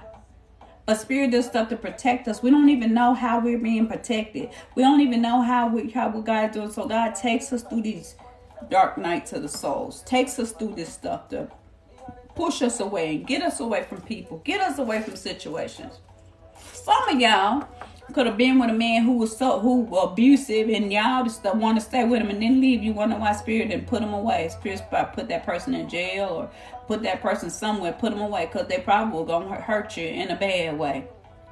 Didn't even know it. And some of the guys wonder why some of the girls that was with, why they got separated, because they were going to do something you going to get mad, you're going to do something you were going to regret. So Spirit say, you know what? I got to protect you. I got to take care of you. I got to look out for you. Some of y'all, you were like, so thank you so much for the FYP. Some of y'all, Spirit be like, you know what I'm saying? Y'all want to somebody wants you to come hang out with them or go somewhere. But I'm like, nah, I'm chilling today. And you don't chill with them. You don't go out. And this person go out and do some stuff, can get in trouble. And if you like, man, if I was with that person, I would have got in trouble. Or, man, if I went to the club with that person or whatever, and this person went out somewhere and something happened to them. Or I seen some people get in the car with somebody, they said, let me out right here. They get out. The men, they get out the car. And they go somewhere, people doing stuff. You know they drinking and driving, doing stuff they ain't got nothing they ain't supposed to do. And you know they ain't supposed to do it. And if you had let them peer press you and push you and you stayed around them, you was the one going to get in trouble. And the ones doing all the drinking and driving, when you tell them, nah, it ain't cool, and they keep doing it. And you get out the car, next thing you know, they went over there, now they wrapped around a tree. God forbid, I'm sorry, but I'm just telling the truth. They're wrapped around a tree. And do stuff they ain't got no business. Because they didn't listen. But you listen. And you're so in tune to Spirit. You know what I'm saying? Sometimes you driving down the road and God say, turn and go this way. You're like, God don't never go this way. But it was a detour and you wonder why you went that way. And then you was late, and you know what I'm saying? And you woke up later, this happened, and you wonder why it happened. And then he was like, man, if I had got up in this time and did that, then there was a 5-car pileup, and I could have been in the 5-car pileup. Just so much stuff. Like a friend of mine, she told me, she was like, I applied for this job. She said, I applied for this job. She said, Terry, she said, I called this job. She said, they hired me. She said, they called me over and over and over. She said, Terry, she said, I called them over and over and over. She's like, I was wondering why they didn't call me. I was wondering why I didn't start. She said, I was getting mad with the people because I didn't start the job. It was a second job she was working, was taken off. She said, but they never called me. But she said, you know what? Finally, she said, what happened? She said, somebody came in there and shot up at the place. And it was like people that was in there. I don't know, she said it was 20 people or whatever. Ended up getting hurt. And she said, just imagine if I was there. If I was there, that could have been the one bullet that would have killed me and took my life. But because she said, I wanted it. She said, I wanted the job. I wanted it so bad. I was getting mad. I was calling them. I was cussing. I was mad. And didn't know why. They didn't call me and tell me to start work. She said, but I would have started work. if I'd have went there. And she said, she said, I may not be here today. And that's what I'm saying. We don't know what the grace and the mercy that God is doing for us. We don't know how God's protecting us. We don't know why God take us through these dark nights of the soul. And we don't know why we go through this pain or why we go through these situations. But it's like everything we need to do. Like if we begin to thank God through our troubles, thank God through our mess, we begin to do it. And that's when we begin to see, you know what I'm saying, things better. That's when we begin to see things change, and we could trust the plan. Like the plan that what I went through, if I had to go what I went through this dark night of the soul, if I knew that I had to go through this to get to here to talk to you guys, to help you guys and teach you guys and show you guys, if I didn't go, God didn't take me through the dark night of the soul, I wouldn't be here. I wouldn't be here. But anyway, but this is saying, you know, here, you know, God's going to do what he needs to do to serve a higher purpose for us. You know what I'm saying? And we must be able to be ready, and we must be able to be committed, and we must be able to let go of situations and relationships. You know what I'm saying? Because God said, you know what? Sometimes where I'm taking you, the leeches, the vampires, the snakes, the dogs, the vipers, they can't go. They can't go where I'm taking you. You know what I'm saying? Because all they're going to do when they get there is continue to be a snake, continue to be a dog, continue to be a viper. So I'm going to cut them away from you. I'm going to pull them away from you. I'm going to show you them so you can see what you need to see from them. So when you see them, as, what does it say? As DMX say, when you see a dog is a dog. When you see a lion is a lion. Believe that. Believe that. When you see it, you know it.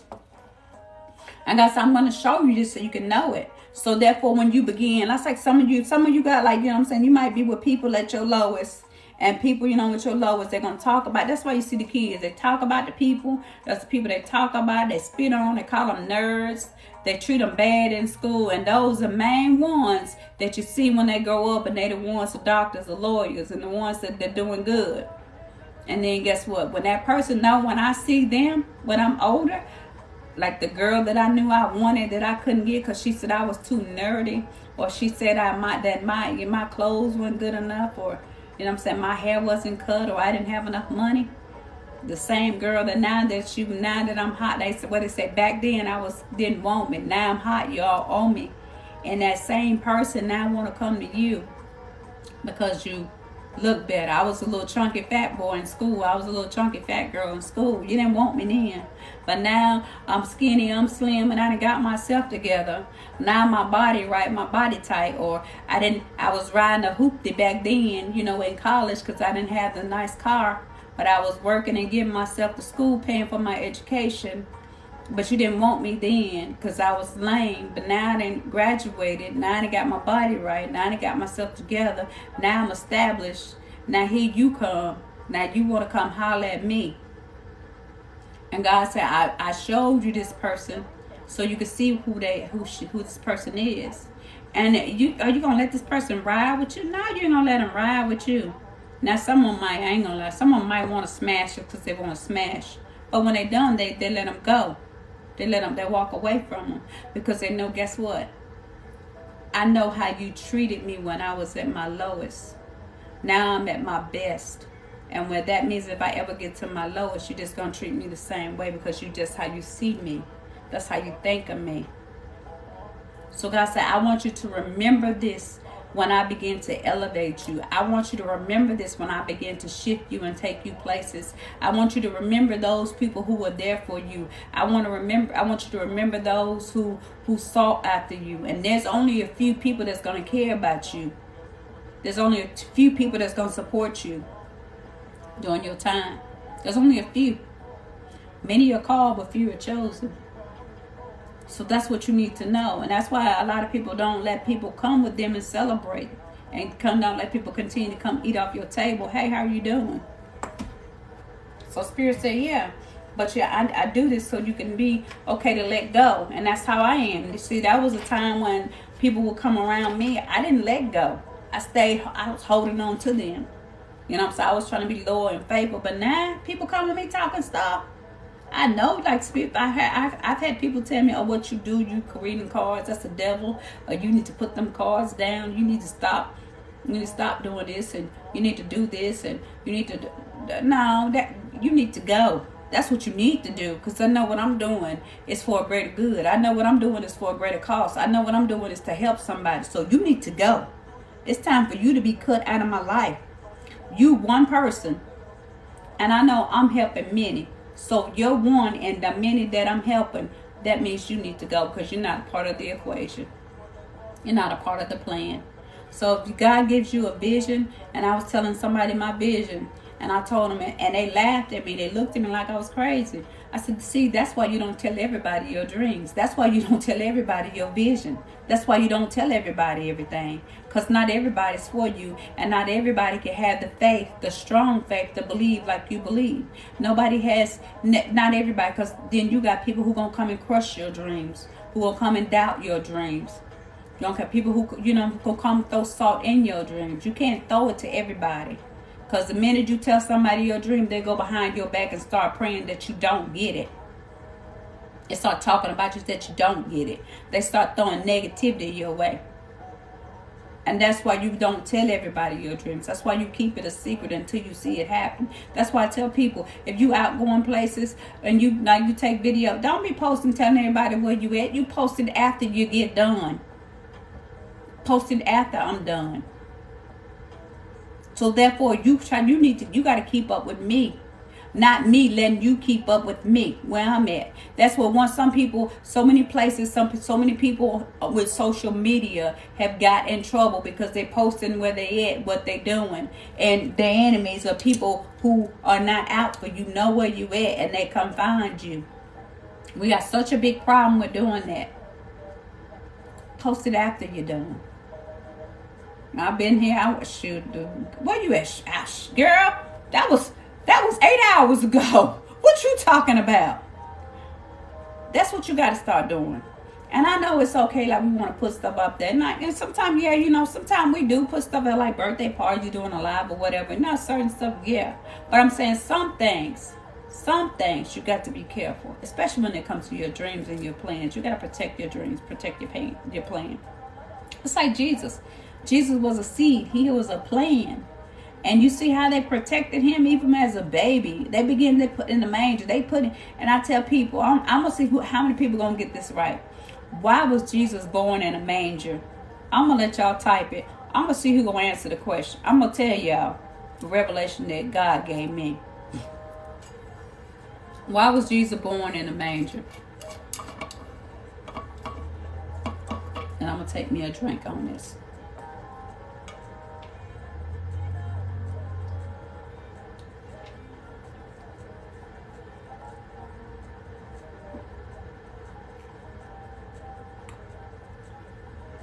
Nobody can answer?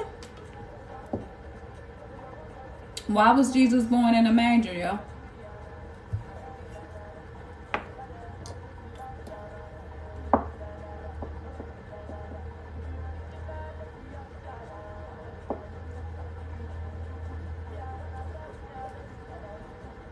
Y'all here? Tap on the screen. Let me know y'all here. Give me a heart. Just give me a heart if you're here. So before I answer the question, I want to make sure that everybody, y'all can hear me. Can y'all hear me?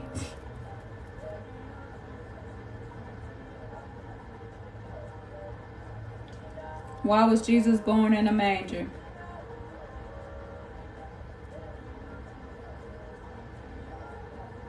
Japalo, Faye, Sassy. Okay, yeah. Okay, they come to hearts. They come to hearts. All right. Protect from evil people.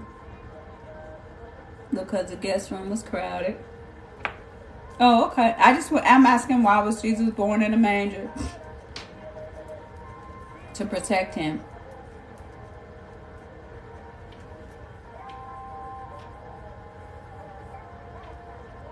I'm about to tell y'all something. So, we're light workers. Jesus was a star seed, and so sometimes, like I said, we do have to protect our light, you know what I'm saying? And sometimes God will put a veil over us, like I said, to protect us. And at the time, Jesus was being hunted by vampires, by vipers, by snakes, by leeches. He was being hunted for people who came out to kill him.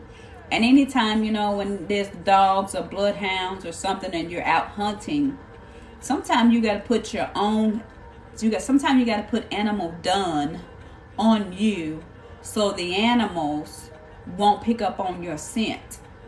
Jesus had to be born in a manger full of dung and,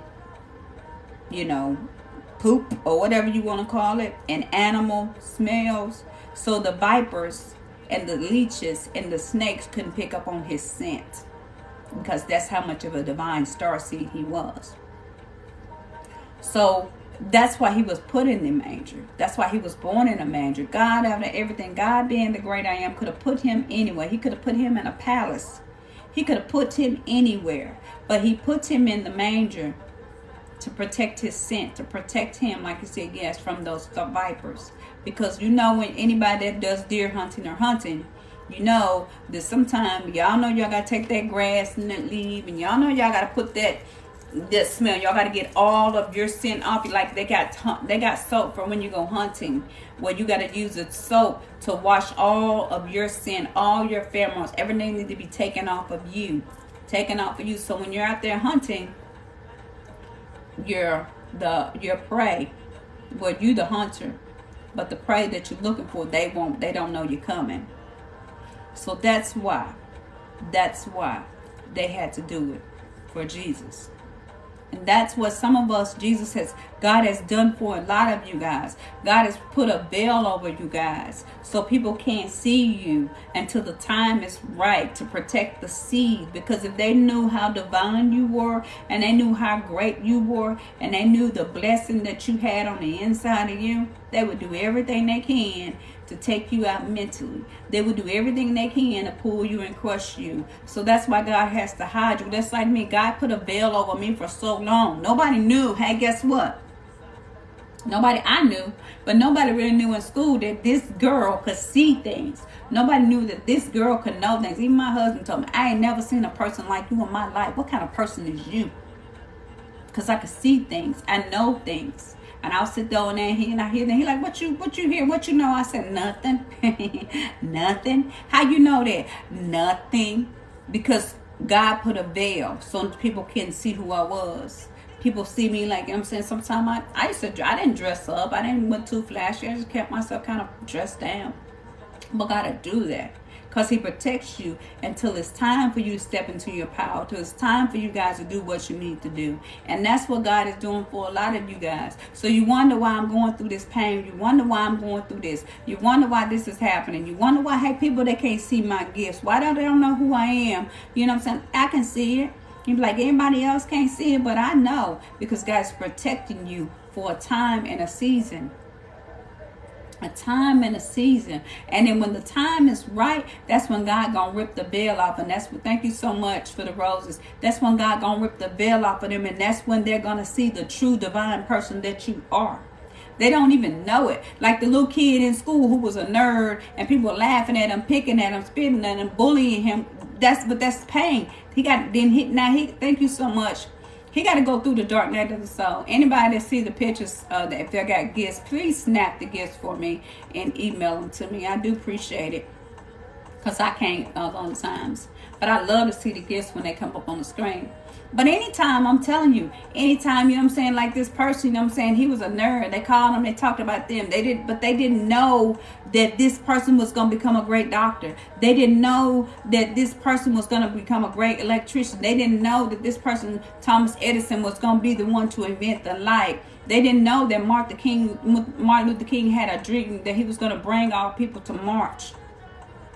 The Million Man March. They didn't know a lot of this stuff was going to happen. They didn't know who the visionary people were. They didn't know that Jesus was going to be the one to die to break the curse of the law. They didn't know that this stuff was going to happen. Just like they didn't know who you were going to be. They didn't know that you were going to be a divine seed that was going to have a child, that was going to birth up a child. A lot of you guys going to birth up childs who's going to be presidents. presidents of companies, who gonna be lawyers, who gonna be inventing new ideas for diseases, who gonna be helping to solve world hunger, who gonna be doing stuff. They didn't know that you're gonna be some of those people, intricate people who are doing this type of stuff. They don't know the type of person you are. They didn't know that I was gonna be the person up here to come on live to talk about people, to help to free them and set them free, and talk about mysteries and knowledges that people need to help them to move forward. See, people don't know the gift that you have in you.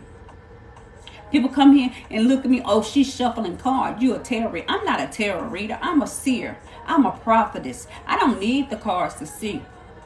I don't need it. But God, this was a platform that God needed me to have so I could be able to talk and to preach. But that's what I do. So people come in here and tell me, y'all come through my live and y'all judge me if you want to. You're going to want to be one missing your blessing. And that's the way people is. People come and let them come judge you if they want to. They the one going to be missing their blessing. They're the ones that are going to be missing out.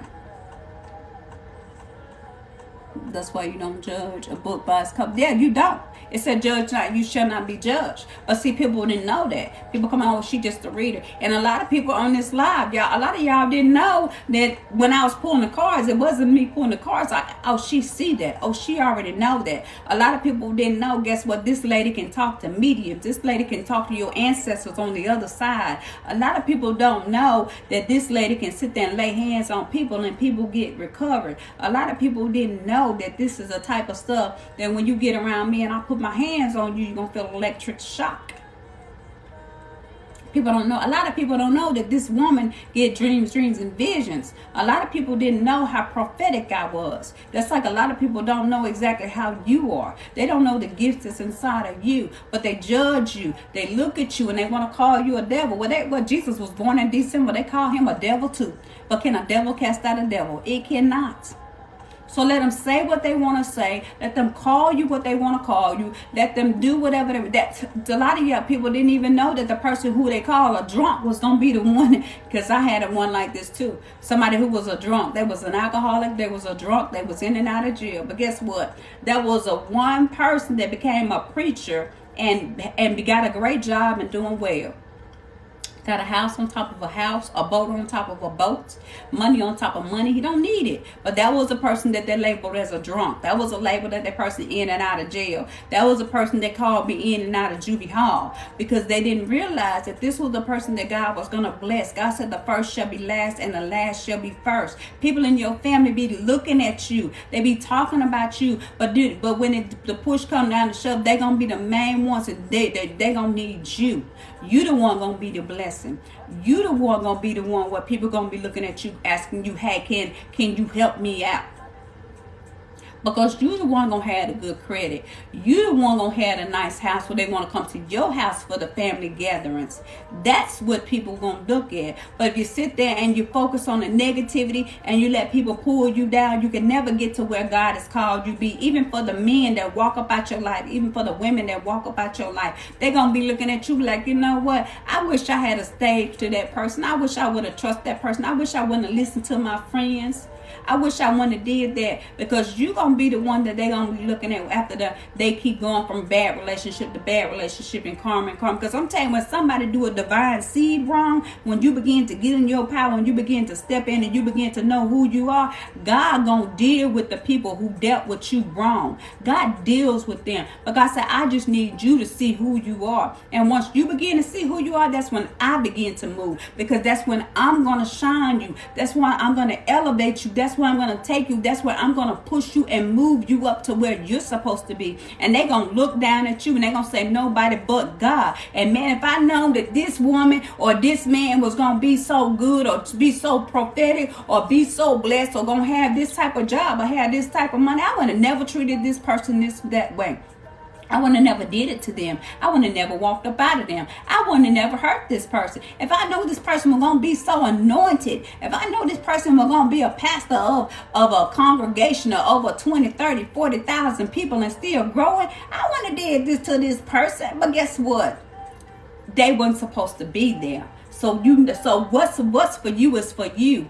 That's what you need to know. What's for you is for you. So let the people keep talking. Let them keep naysaying. Let them keep doubting you. Let them keep on doing what they do. You keep on shining. You keep on moving. You keep on walking. If you going to school and you say, I'm going, like, I remember when I went to the doctor's office and I told him, he said, what you want to be when you grow up? I said, I want to be a doctor. I want to deliver babies. That man, I had kids. That man looked at me and laughed. You kids, baby, gonna be a doctor? Laughed at me. I let that man steal my dream.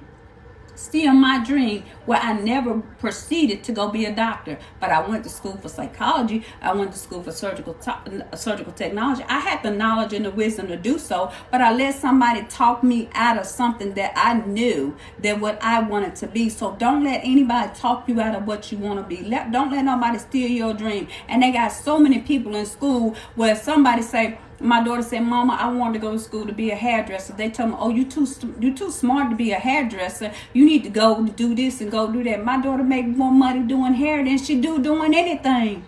And even if she is smart, because that's her calling, that's her blessing, that's where she gets, that's where God works with her. I told my daughter, I pray she ever forgive me. My daughter said, Mama, I want to go to school, be a teacher. I said, you can't make no money being no teacher. That's where God works with her. I told my daughter, I pray she ever forgive me. My daughter said, Mama, I want to go to school, be a teacher. I said, you can't make no money being no teacher. Go be a doctor. I did the same thing that they did. And now my daughter, now she look at me like, Mama, you killed my dream when I was little. I was like, I did what? She said, you killed my dream. I said, oh, baby, I'm sorry I killed your dream. Yeah, Mama, you killed my dream. I didn't know. Sometimes we got to be careful when it comes to our kids. Support what our kids are doing. There was somebody who told me, a man, he was like, when I was in school, the teacher asked me what I was. He said, I told her I want to be a fireman. I told her I want to be a policeman. And he said, I told her he wanted to be something else. And, and he said, what that teacher did, the teacher supported his dream. Guess what? That man went to be a fireman. That man went to be a policeman. That man went to be an army man. And that man went to be a councilman, a city councilman. He went to do all of them. And he was an EMT. Because that was his dream, but we didn't crush the dream. And when it comes to our kids, we don't crush their dreams. We are not going to be dream takers. We're not going to be dream stealers. Somebody come tell you that's what they say their dream is. Bless you. Bless you on your dream. Unless, they talking about being, somebody crazy, you know what I'm saying? Anything demonic. But I'm just saying, bless them on their dream. Bless them on their journey. Bless them where they go. And then sometimes even with our kids come. Yeah, be careful what you wish for. Even when our kids. Now, what you know what I'm saying? I didn't realize how powerful it is to start asking our kids when they little, what do you want to be when you grow up? Because I'm gonna tell you something, a child, when you ask a child what they want to be, what they want to grow up, and when they tell you that's what they want to be, that's more than likely what they want to be. So whatever child tells you, help them with their dream. You want to be whatever you want to be, then start giving them stuff to help them. Start putting the knowledge and start reading them. Start teaching your babies how to meditate. Start teaching your babies how to do I ams. Grandbabies how to be I am. Start teaching them how to do that. Start teaching them how to trust their inner self. Teach them that there's something great on the inside of them, because the school is not going to teach it. All the school is going to tell them your ABCs, your 1, 2, 3s, your color red, your color blue. That's what they're going to teach them. But they ain't going to teach them nothing to help them to grow spiritually. That's why a lot of us now, we go, church is good. And then somebody asked me today, they was like, hey, you know what? Is tarot reading and what you do, is that demonic? Is that of God? I said, look, God cast lots, and he did divination in the Bible. God took dirt and took it and spit it and rubbed it in somebody's eyes and they see. I said, so if you ask me the question is, no, it's not a devil.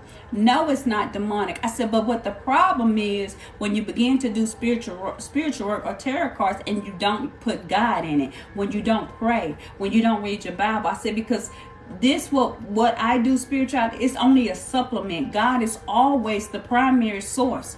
God is always the main thing. And some people, they get so point where I got to be spiritual, but I can't be this. No, God is the first and the other one is the second. It's almost like You know what I'm saying? You sitting there and you got our insurance, but then you add a supplement package on it. God is the insurance benefit. You know what I'm saying? But what I do here, this spiritual work, this is the supplement part of it. I still got to pray. I still got to read my Bible. I still got to meditate and chew on God's words. I still got to focus. I still got to worship God, because if I don't do that, then this is not going to work for me. Then I become dead. Then I become as a tinkling brass. I become nothing. But when I am, this is God who is my all, the great I am, and this is me learning my spiritual part. We come together, and that's when I become powerful. That's when I become my ultimate self, because the church can't teach me everything, and the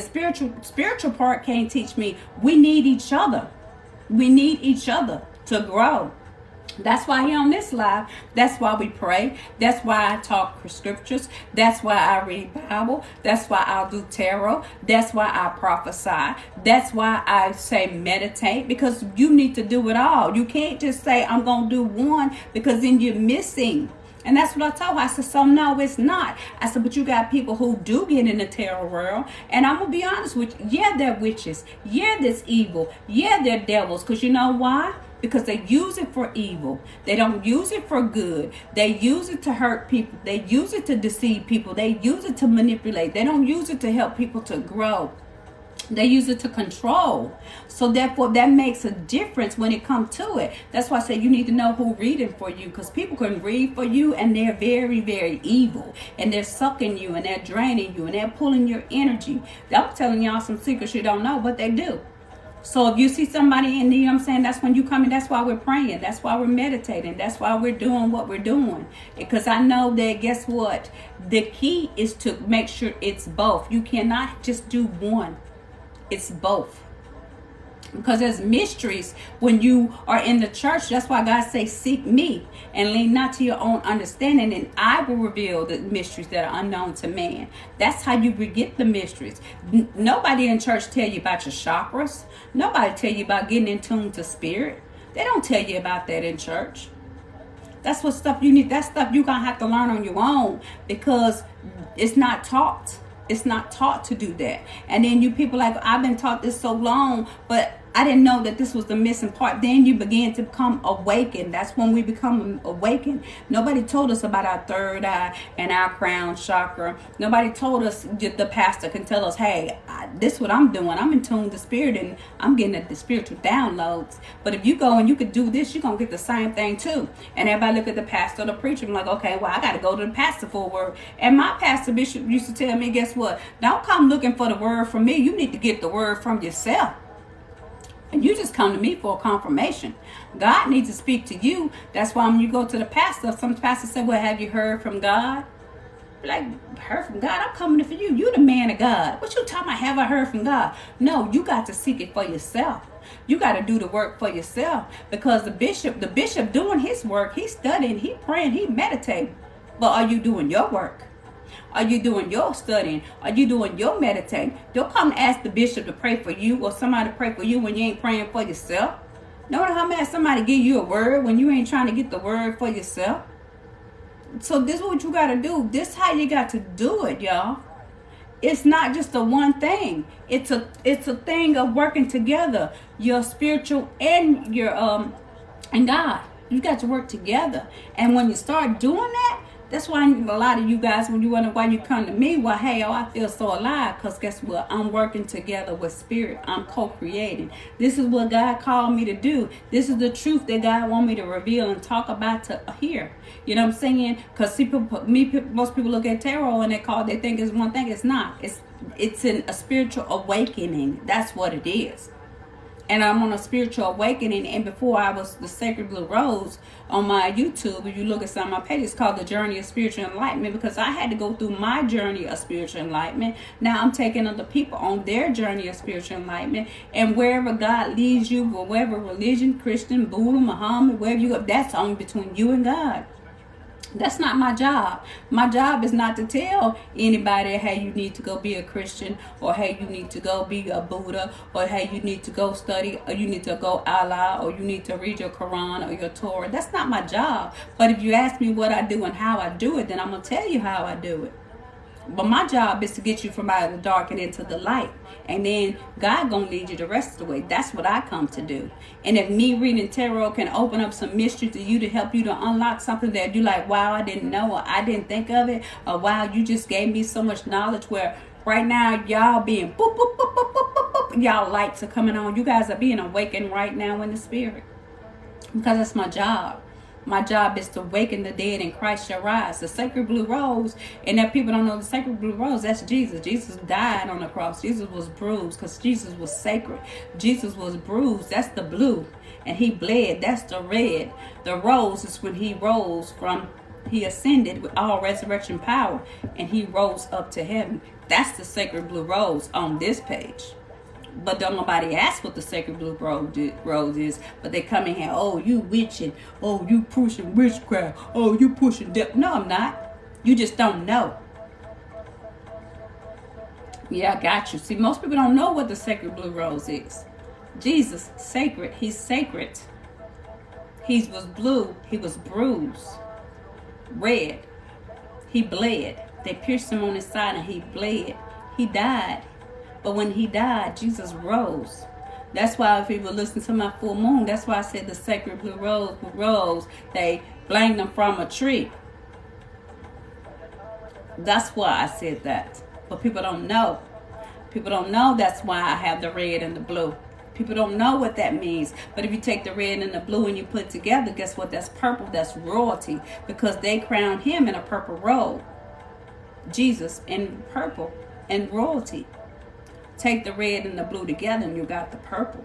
This is what the sacred blue rose is about. But people don't know that. And so people judge. So God said, let them judge if they want to judge. Let them say what they want to say. Hey, Diva. Let them say what they want to say. Preachers, prophets come in here and look at it. Let them say what they want to say. But they don't really know the truth. They don't know the gift. They don't know what the gift I placed on you. They don't know what I told you, my daughter. But you know what I told you. And I need you to stand firm. And I need you to stand tall. And I need you to stand strong. And in spite of what they say, because they spit on Jesus. They kicked him. They bruised him. They talked about him. They put a crown of thorns on his head. They beat him. They lashed him. They did it to him. So let them say what they want to say. But they didn't even know who he was. And if they did, they said, we know not, though. If we knew who he was, we knew not who he was. If they knew not, they would have never done what they did to him. So God said, let them do it. Let them do it. But I'm going to be the one fighting for you.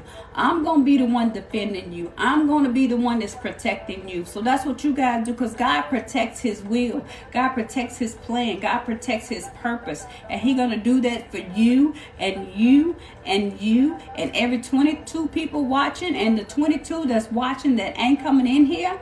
He's going to do it for all of us, as long as we're in his will and his purpose, his plan. Let somebody try to come mess with you when you on God's plan and God's will, and see what happened to them. My enemies right now are being made the footstool, because I'm opening my mouth and I'm speaking what thus said the Lord. And right now my enemies are being annihilated. They're being persecuted. They're being destroyed. Because guess what? By me speaking my truth, is by when God said, you know what, my daughter doing my work. Now I'm finna do work for her.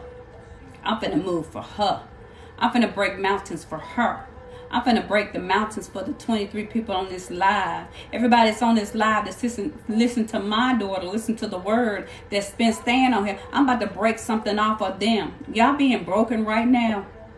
God's coming to see every last one of you now. Every last one of situations y'all don't even know about. God cleaning out right now. Angels going through it. I'm telling you what, these angels going through with swords. They taking demons, devils, people that they're going through, and they're annihilating them right now. This is what's going on with everybody on the live. I knew it.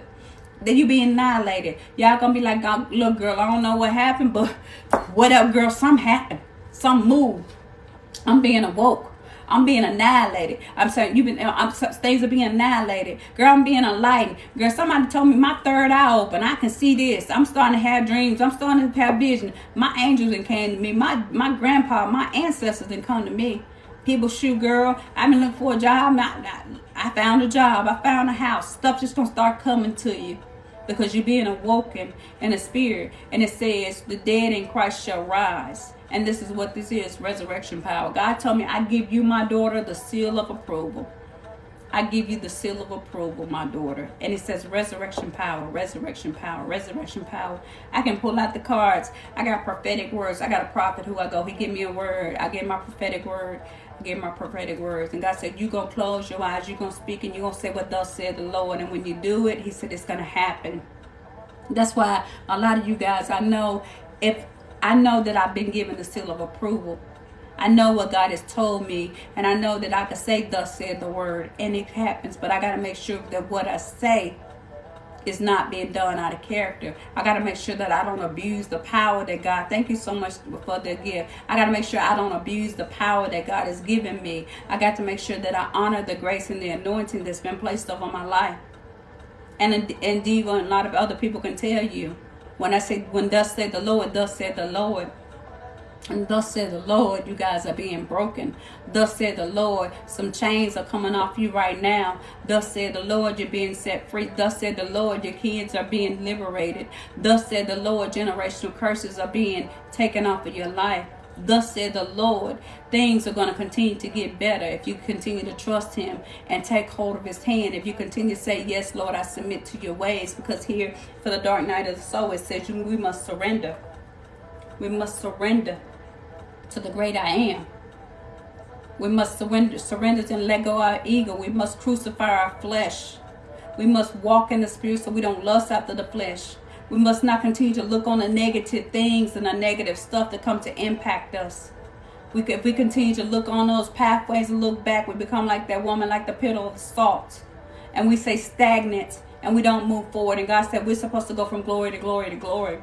So when people come in pessimistically, come in with problems and stuff like that, you got to know that you need to put on your mind of Christ. Thank you so much. Thank you so much for the gifts. You got to put on your mind of Christ. You got to know who you are in Christ. And that's what God say, look, it's about to be a time I'm about to bless you. It's about to be a time I have people that come here and say, you know what, you're a prophetess. I see it. And you know, God said do this and God said do that. And I'm going to do this for you. I just been praying for you. God just woke me up and started praying for you. I just thought about you, you know what I'm saying? Speaking blessings over your life. I just want to check up on you and see how you doing. All that stuff is important. Thank you so much. All that stuff is important. I know the people, sometimes when I was on a live and stuff happened to me, and you know, like certain people talk, watch. You're going to see the people who really there for it. You're going to see the people who there just to be messy, who just to come to see you, see how bad you're going to look, to see, you know what I'm saying? Is she going to continue to be crying? She going to continue to be sobbed? But see, God just said, don't worry, because I'm about to show my glory. I'm about to show my grace. I'm about to show people, for everybody who done looked at you and crossed you out and who done doubted you and who done thought what was not going to be. He said, don't worry. Your time is now. Your time to shine. It's going to happen. It's going to happen. Look at this woman. She been married 4 times and she getting a divorce. She going through a divorce. You know, since she did this and her husband left her and this and this. She look at her. He. But God said, don't worry. Let him keep talking. Just like that lady who sit there and posted a little thing on my little thing. I said, let her do it. Let her do it. That's what I want them to do. Because I'm about to shine my glory. And then when I do, their mouth going to drop. And that's what's going to happen to a lot of people with you. Their mouth gonna drop. They're gonna be like, what the world? And that's what you gotta do. Let God show up and show out for you. Let God move for you. And I appreciate everybody that's like the people that's been coming here. It says it's so crazy. I was just thinking about you and I got the notification you're alive. Yeah, I've been out for a minute because it's time to hear this. And I'm going to make sure that I post this on my YouTube. There's 2. I got one last night and tonight. I got to make sure I post it. You know? So, you know, and you're a queen too. Everybody on y'all kings and queens. Y'all kings and queens. You honor the anointing and honor the grace and honor who you. Everybody is anointed. Y'all all anointed, whether you know it or not. You're all anointed, but some people don't want to do the work. Some people don't want to do the shadow work. Some people don't want to let go of some things. Some people don't want to go through the hurt. Some people don't want to go through the pain. But y'all, everybody's anointed. There's no such thing as not being anointed. The devil, he was a morning star. He was anointed, and look what he did. He abused his power. God take it away from us. God takes it away from us, but we're all anointed. You are amazing too. I love you too. And you know what I'm saying? And that's the thing about us. So sometimes we got to see the greatest and the best part of us. Well, enjoy yourself. Where you going, Billy? I'm going to probably do a collective reading. See what God wants me to know from after what I said. But you know what I'm saying? Like, this is just, it's been so amazing and powerful. And I didn't even know what I was going to talk about. I literally was sitting here all day, and I didn't know what I was going to talk about. And then Shatina messaged me, and she told me some stuff. She was like, I need you to pray for me. Somebody else said, hey, I need you to pray for me. Then somebody else came and told me, yeah, I know where you're going, Billy. Be safe. But Shatina told me, a lot of people told me, and then I was like, somebody said, hey, my daughter said, hey, Mom, what's 444 mean? I got to talk about 444, and then Spirit kind of told me about the foundation and stuff like that. And then I remember, hey, wait a minute, Shatina said, talk about the dark night of the soul. My daughter was talking about 444 angel numbers. Hold up, wait a minute, God. I said, God, wait a minute, there's a message there. And I literally sit here like 10 or 15 minutes, and God pulled this word out of me. And so then I said, okay, God said, okay, you ready? I said, God, I ain't even had long to study, go through this. I ain't had long to look at this. And you just do it. I do it, and I'm going to speak. And that's what happened. That's what can happen. So, that's what happened. Yeah, we'll pray for her, sweetie. I pray for her. I will pray for her. But you know what I'm saying? So that's what we have to do, guys. That's what we have to go do. So God bless the baby with a fever. She's going to be okay in Jesus' name. She's going to be all right, sweetie, in Jesus' name. So that's what I did. So it's okay, God. We got this the message you want me to talk about. So we talk about this. So then David was like, what you doing? I said, I'm doing a few. Like, it was like, I literally got off work. I was like, I got off work. I ain't even like, I still got my work shirt on. Got my work shirt on, my work clothes on. And I was like, I came here, and that's what I did. I just pulled a message out. Yep. So, you guys, that's the message, you guys. That's the message. Now I can relax. Oh, good. Let's see.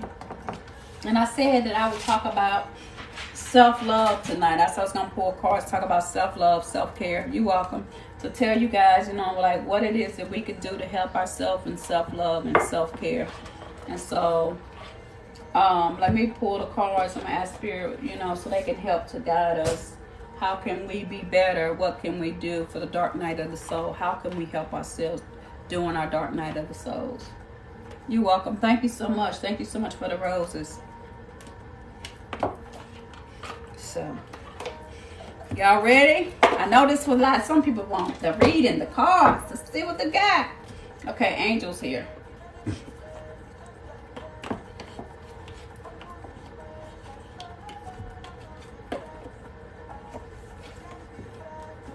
What's your personal question?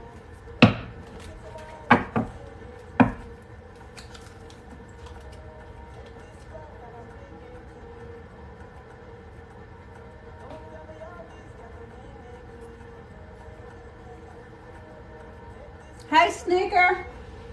Hey, look, Sneaker's here. When Sneaker stop, y'all make sure y'all get your camera and start snapping, because Sneaker is a sneaker. And Sneaker gonna do something sneaky, y'all. Watch Sneaker. Y'all just snap. And y'all send it to my email. See, that's why she's saying yes and hey. She trying to let me know she about to do something, y'all. Yeah, y'all hear me? Sneaker's about to snap, y'all. I know she about to do something. So I want to see that whatever she about to send on the screen, somebody please snap it and make sure they email me the picture. Just snap it with your phone. I know you, Sneaker. You a sneaker. That's why she kept saying, hey, yes, ha ha, hey, yes. I know you just showed up, but I know you gonna do something. I know it. I'm watching you. Hey, Mel, how you doing? Mel, thank you so much for joining, guys. Thank you so much for joining. All right, guys, hold on a second. So, hold on, hold up.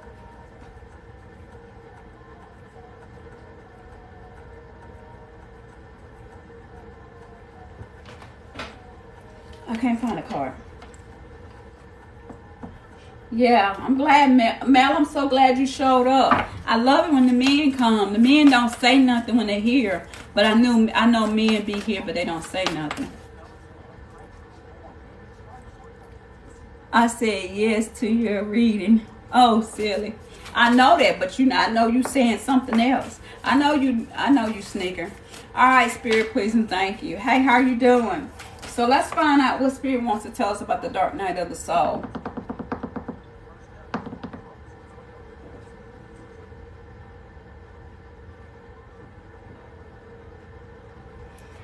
All right, guys. Spirit, please and thank you. Which card I'm going to use, Spirit? I'm trying to figure out what cards they want me to use. Hey, hey.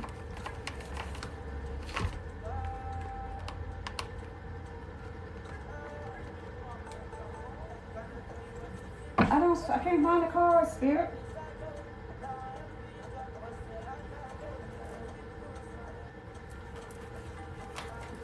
All my purple cards are gone, guys.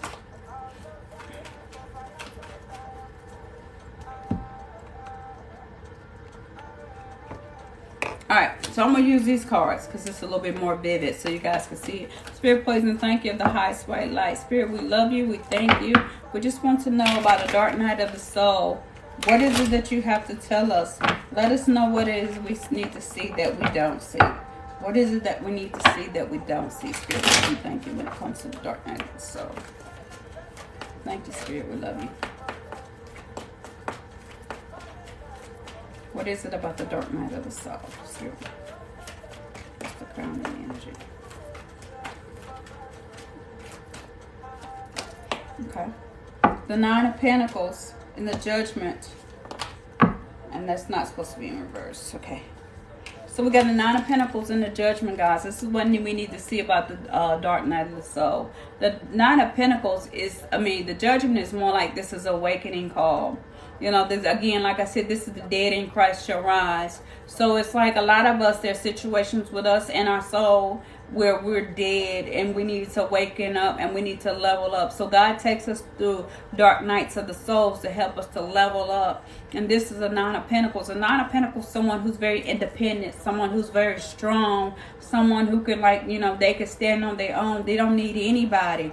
You know what I'm saying? And Spirit's like, I'm getting you guys to go through this dark night of the soul so you can stand on your own 2 feet and you could be strong, you guys. And you could know with this Nine of Pentacles that you don't need anybody. But this independent person, as you can see, she has a lot of money, you know, a lot of material things. You know what I'm saying? It's like she can manifest things, and you know, she don't have to depend on nobody. It's almost like God says, you know, I'm going to make you the head and not the tail. I'm going to make you above and not beneath. And this dark night of the soul that we go through is pretty much just like God, you know what I'm saying, awakening us, because we go through so much suppression. We go through so many obstacles where people try to put stuff in our way, and Spirit say, you know, I want you to be abundant. And the dark night of the soul, it helps us to live our best life here. It helps us to be abundant. It helps us to be free. It helps us to be the King of Pentacles, you know. Again, like I said, you're a king and a queen. And it's like you have to step into your power and you have to begin to know your worth, that you are a king, that you are a queen, you know. If you guys do it, I need to turn the light on. Can you guys see? Let me know if you can see or can't see. If I need to turn the light on, let me know.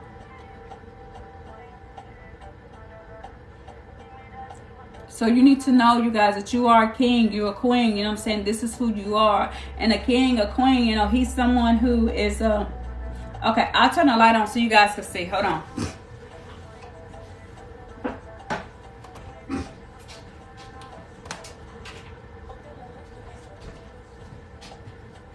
I'm going to get a ring light, y'all. I'm waiting on my ring light. So I'll be getting a ring light soon because I kind of like to sit here.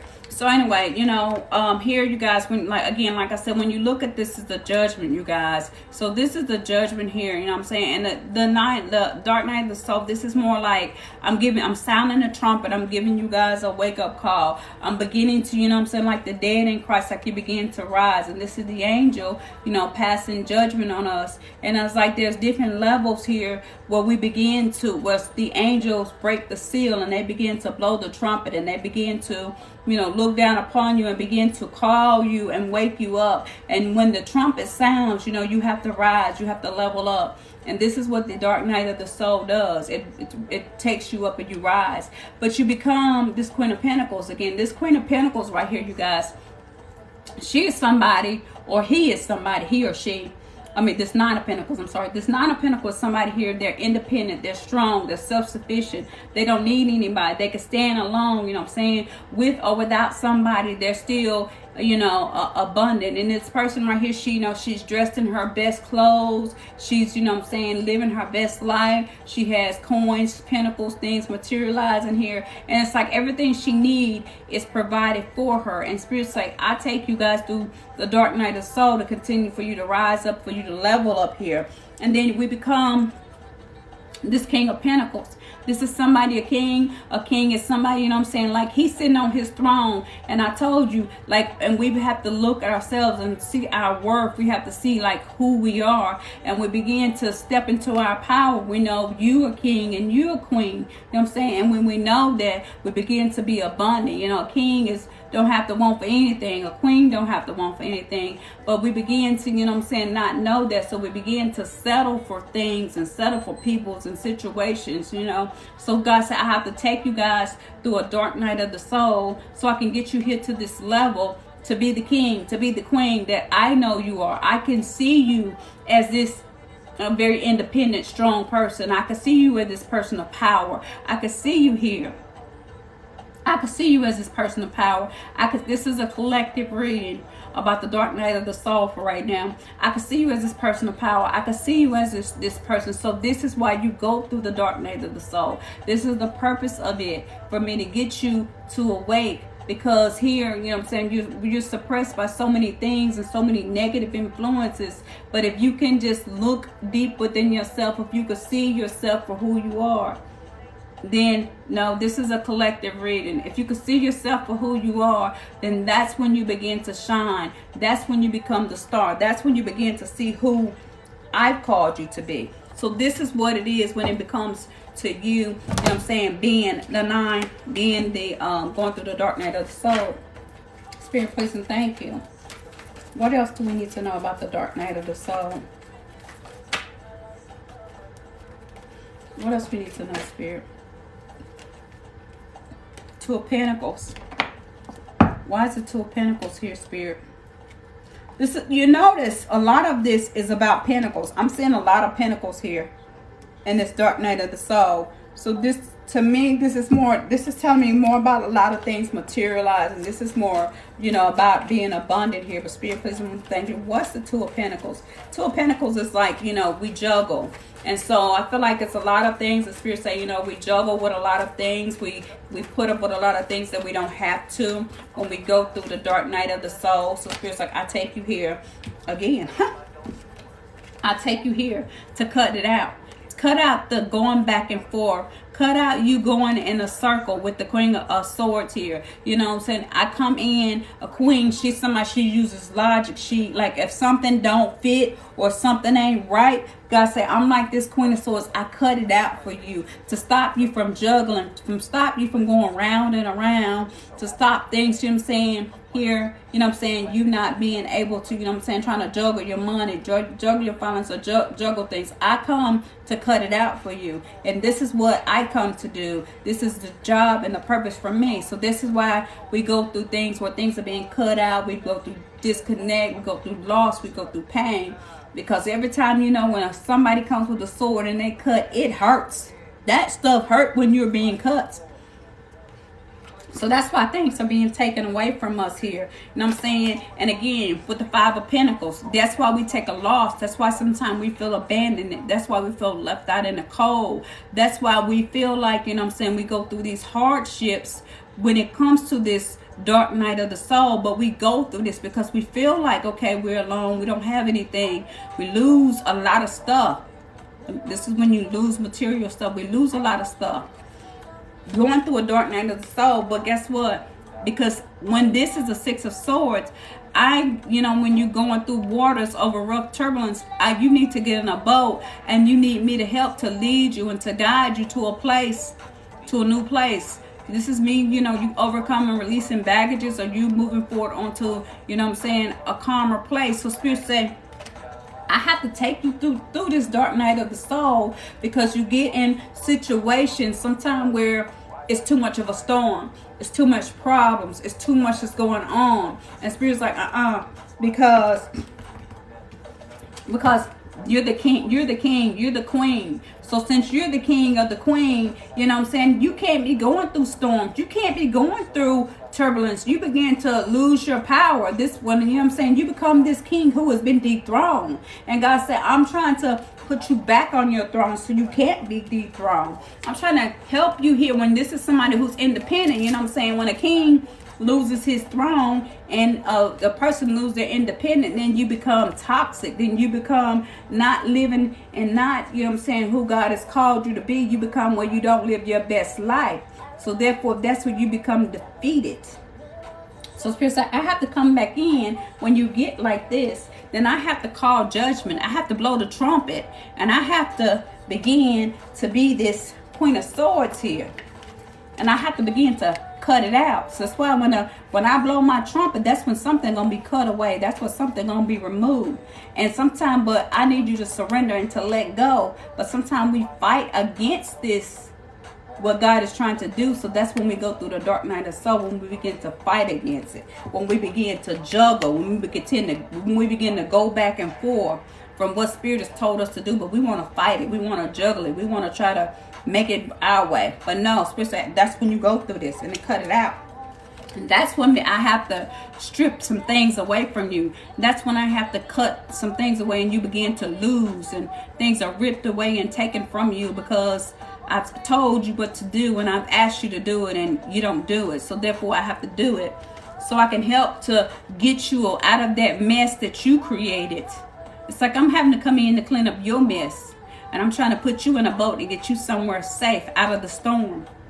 But we don't see it that way. We begin to fight again, and we think we're being punished. But we're not being punished. It's just Spirit trying to give us a helping hand. Spirit, please and thank you. What else about the dark night of the soul? All I saw was pentacles on top of pentacles on top of. I didn't think I was going to see all those pentacles, God, y'all, with the dark night of the soul. But I see, thank you so much, Diva. But I see all those pentacles when it comes to this dark night of the soul, you guys. It's a lot. I'm learning too, you guys. Spirit, please and thank you. What else about this dark night of the soul? There you go. Again. Look, y'all. Wait a minute. I got judgment and justice.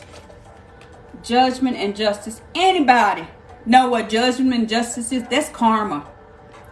This is karma. Dark night of the soul is karmic.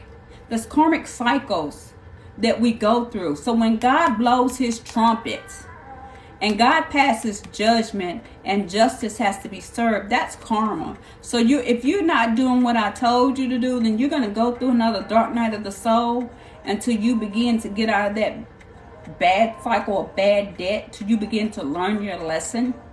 God said, I'm going to keep you in that cycle of dark night of the soul. You're going to keep going through it. And you know, karma, the wheel could either roll positively or negatively. It's what you deserve. And if you know you don't learn a lesson and you don't know what you deserve, and God said, I'm going to put you, thank you so much, Diva, I'm going to put you in a karmic wheel. I'm going to put you in a karmic cycle. I'm going to put you where I'm going to bring balance to you. Because guess what? You're the king and you out of balance. Okay? So, the queen and you out of balance. So guess what? I got to put you back in balance so you could be the king or the queen. You know what I'm saying? You're supposed to be this independent person. Now you depend on everybody else when you need to be dependent on me in spirit. So now I got to come back and put things in balance to make, guess what? You, this independent person, this independent king or queen who can stand on their own, who don't need nobody else, but they know that they need spirit. Because you depended so much on man that you forgot to depend on me, spirit. Wow. So therefore, I'm going to take you through a dark night of the soul. And I'm going to take you through something where that's why everything's left, where you ain't got nobody. Nobody. Everybody deserted you, and you ain't got nobody to turn to but me, spirit. That's why I take you through the dark night of the soul. Oh, Spirit. Holy Spirit, activate over here talking. That's why we go through the dark night of soul. Because we depend so much on man that we forget to depend on spirit. So spirits, I got to take you through this so you can learn a lesson to know that you need me. No matter what you do, you need me. Because without God, you are nothing. I'm just saying, y'all. Don't shoot the messenger. I'm just saying. I'm just telling y'all what it is. Whew. That's why God told me, I need you to get alone, start meditating and praying. I need you to get in there and start praising and worshiping me. I need you to take some time out. You're running up behind Boo Boo and Juicy Jew. You run behind them so much, you ain't taking no time to run behind me. So you know what? I got to cut you. This got to go. This got to go. Because I will not share my glory. I will not share my praise with anybody. You sit there and you make somebody else a God when I'm the God. Oh my God. Oh my God. Just what they said. 10 of Wands. Thank you so much. Look at that. Snap, snap. 10 of Wands. Yeah, because you got some burdens that you're holding on to. You got stuff you holding on to that you won't even let it go. You will not let it go. So I'm trying to get you to become on this new journey here with this Ace of Pentacles. So you begin to materialize. So things can manifest. So you can let it go. But you're holding on to some baggages. You're holding on to people and things that no longer serve you. So therefore you can't move on because you keep holding on. So therefore I need you to drop and to release the baggages and let it go. And when you let it go, then that's when I begin to manifest and begin to give you new things. That's when I begin to heal you and you become the star that you are. You begin to shine.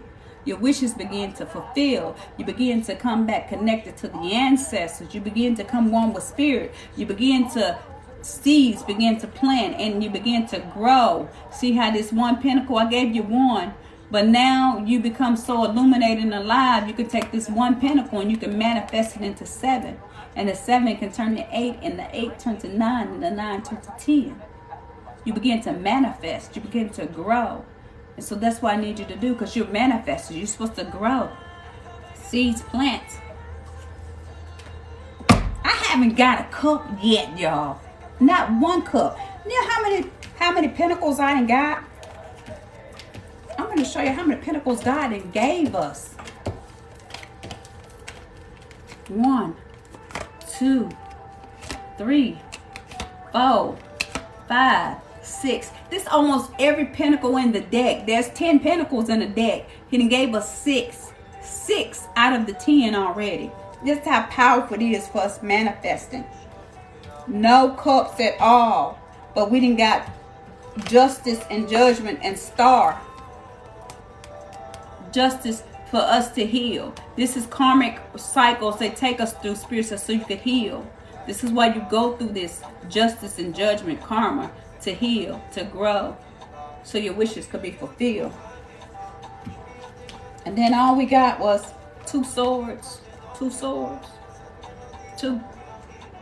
Cutting stuff out, moving us on, taking us to another place. Cutting us out. To 10 of Wands to release our burdens, y'all. Taking us out to release our burdens. This is what Spirit is doing, guys. Spirit, please and thank you. Give me the final. What's the final outcome? Spirit, please and thank you. What's the final outcome? What is it you want them to know? I can't make this stuff up, y'all. A Wheel of Fortune. What God wants us to know. The Wheel of Fortune. What is the Wheel of Fortune, you guys? What is the Wheel of Fortune is luck, which is destiny. I'm getting you guys onto your destiny. I'm getting you guys here with the 6 of Pentacles, gifts, giving, receiving. When there's a reciprocity, I can pour into you. I can give to you.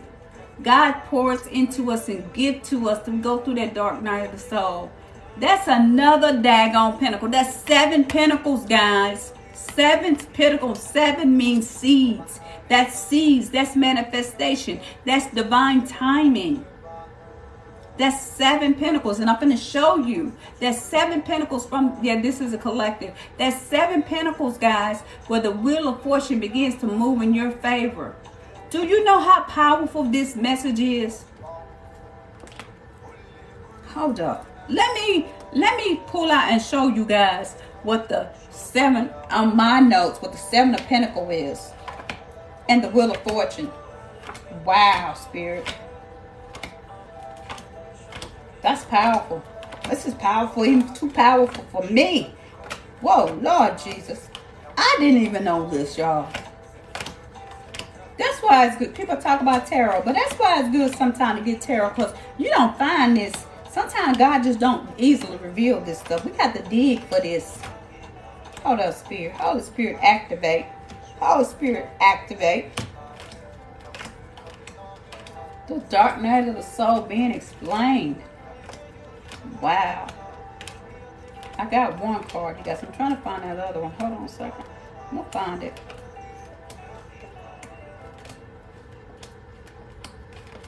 There you go.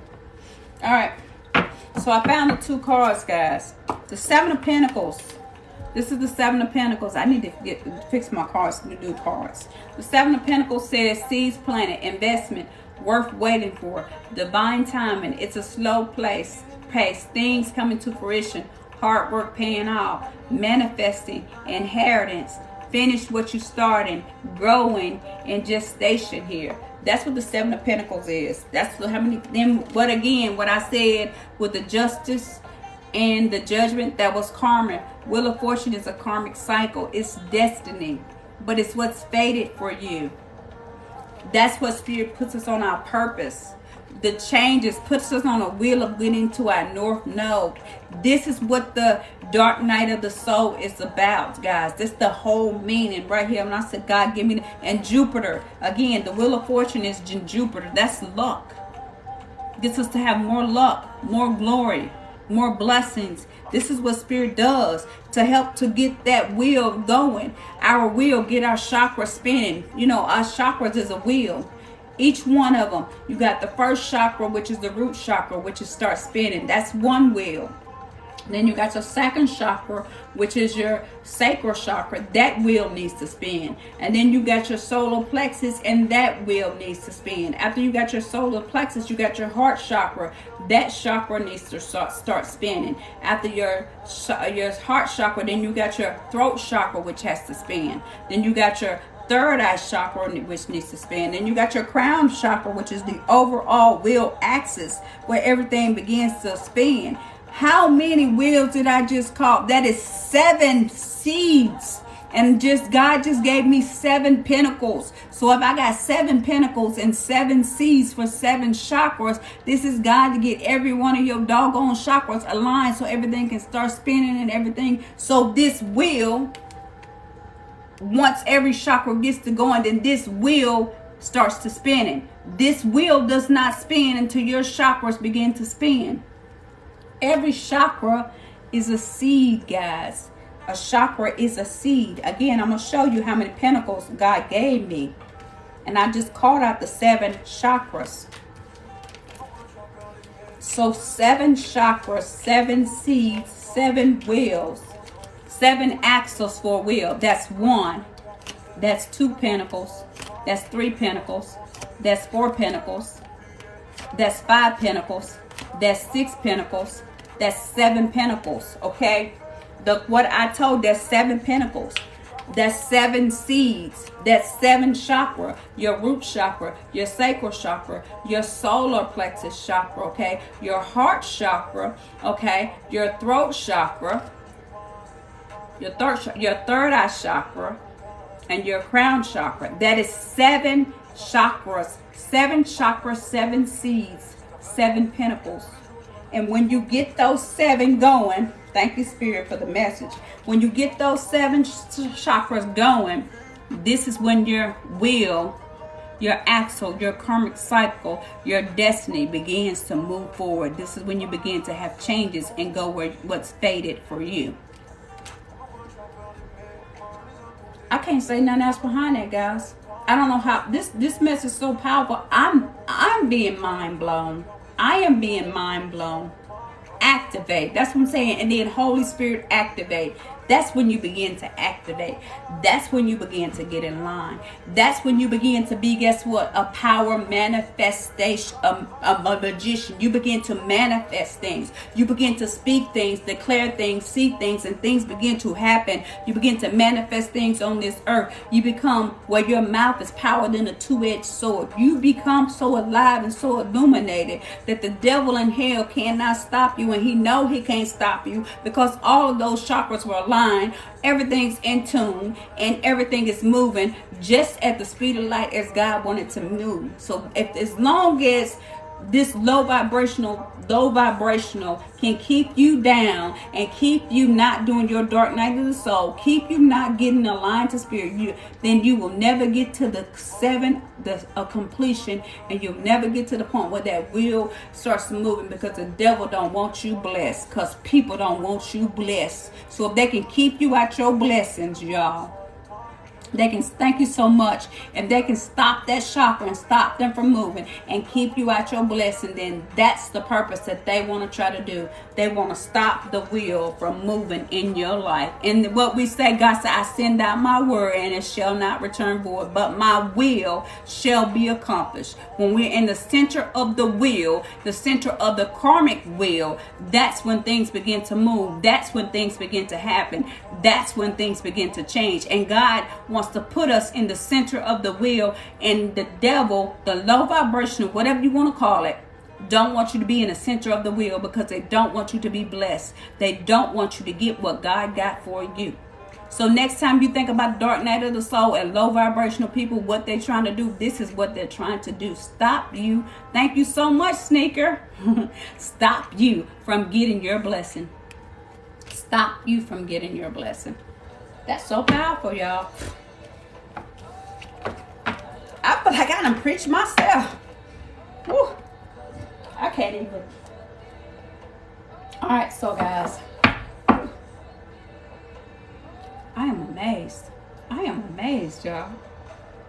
I am so amazed with what Spirit is doing. Wow. My daughter told me, she said, Mama, you know you're a professor. I said, I'm a professor? She's like, yeah, you know you're a professor. I said, what you mean? You're a professor, Mom, because you be giving and spitting knowledge. What do you think a professor do? I was like, oh, really? She was like, yeah. I said, well, I need to be paid like a professor. But anyway, let's see what the angels has to say, guys. So these are the angel cards. This is Archangel. So let's see what the Archangel, the angels has to say, guys. Love and light and healing to you guys. Thank everybody for staying here. Thank everybody for the message. Yeah, girl. Yeah, I'm talking about my spiritual daughter here, Patrice. She's the one told me. Yeah. Definitely, you guys, anybody want a gifts, I do appreciate the gifts. Seeds you want to sow, I definitely appreciate them as well. So, all right, guys, let's see what the angels have to tell us. Angels, we need you. Okay, well, y'all need us too. Angels said, you know what? They gave us sensitivity. This is the card they gave us. I'm going to put these back in the deck, but I'm going to show sensitivity, gentleness, brilliant ideas, career transition, and healthy lifestyle. But they told me to put them back in the deck because they all filled out. Very powerful. Spirit, please and thank you. Give me the message, angels. What do you want us to know, angels? What you want us to know, angels? Thank you so much.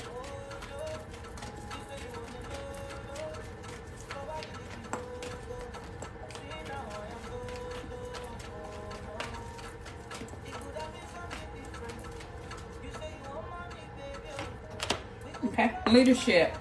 The first thing they got was leadership. So this is telling me here, it's time for you to assume your leadership power. Again, I told you, a king or a queen, when you get into your power, it's time for you to leadership power and position, lovingly guide others. So we're supposed to be beacons of light where we're supposed to help guide people, because there's always going to be somebody that's going to come along the way that's going to need to be guided. There's always going to be somebody here where we're always going to have to be a mentor. Like me, I come and I help you, but then you go help other people. Then other people go and help, you know what I'm saying, me. So there's always here, when we're supposed to be beacons of light, we're supposed to be leaderships. That's okay. Creative writing. They're telling me here that make time to write down your thoughts in journals, pens, and articles and books. So this is where we have to be a leadership, but we need to write our lessons. We need to write it because, like me, I was wondering why I got stuff written around, all books, everything right around. So then I don't know. I continue to, work in the circle of life. I can continue to go back now throughout time, and I can say, God said, pick up this book, read this book, find this story. And I can look and I say, you know what, God, you want me to read that to them? God said, yeah, read that to them. Because that's stuff that God's going to help me, that I wrote through my trials and tribulations in my time, that I'll be using to help other people. So they said, make sure you write, make sure you journal, make sure you keep notes of things. Because those things eventually you're going to have to pull back to use to help people. And even stuff that you may, like me, I'm making videos now. My videos that I make when I leave this world, it'll still be here. Unless something ever diminishes, but it'll still be here for people who still have it, and it'll still go around from generation to generation to generation for people to see. The next card is a life review. Okay, this is saying here that take inventory of your life, resolve and change and heal anything that's unbalanced. That is a dark night of the soul, guys. That is completely doing a life review. If it don't fit, if it don't go on the plan, it's time to cut it out. We got to do life reviews. So this is what they want us to do. So we're supposed to, almost like, you know how you want a job, and that's okay, you got a job or you got a 90-day review. You have to go and review on your job whether you're going to get promoted or not. We got to go through life reviews. And you know, you got to make changes. What needs to be fixed, what don't need to be fixed. Make sure you do your life reviews. One more card, Angel. One more card, Spirit, please and thank you. Courage. They gave me these two cards. I'm going to take them. All right. They want to tell you guys hello from heaven. They say hello from heaven. Your loved ones in the heaven are doing fine. Let go of worries and feel their loving blessings. They said hello from heaven, guys. But what they want me to tell you guys, make sure you have courage. Make sure you have the courage to move forward here. But it said be courageous and stand up for your beliefs, not anybody else's beliefs, your beliefs. Same thing I've been telling you on this live. But you need to, there's a divine order, you guys. Spirit said there's a divine order here. Everything is how it needs to be right now. Look past the illusions and see the underlying order. Look past the illusions of the pain and the tribulations and all the stuff you go through for the divine order of spirit moving you guys forward, moving you on to a better path. There's a divine order that's in play. Wow. All right, guys. So I'm almost done. I'm almost done. Spirit, please and thank you, angels. I'm letting the angels talk. Angels, what messages do you have, angels? 3 cards, angels. 3 cards, angels. What do you have? Message do you have? Angels.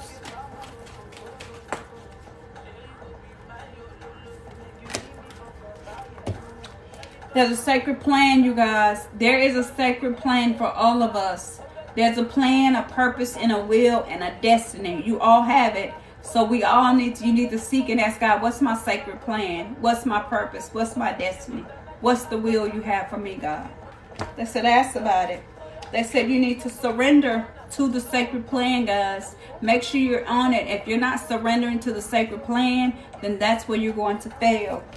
But we need to make sure we surrender to the sacred plan. One more card, Spirit, please. Thank you. This is good. I said one. Don't throw all these cards over here. I'm sorry. All right, there you go. Thank you. Okay. Ask and receive. So you got to know that what you're asking for, you got to know that you got to receive it. So begin to ask for the sacred plan, and you're going to receive the sacred plan. Ask for what the things that you need. Pray, and you're going to get it. It's like, this is, when you say, well, I think I ask and receive, it's the law of attraction. And it's like, you know, we got to make sure that we're in the law of attraction. Surrender to the sacred plan, you know.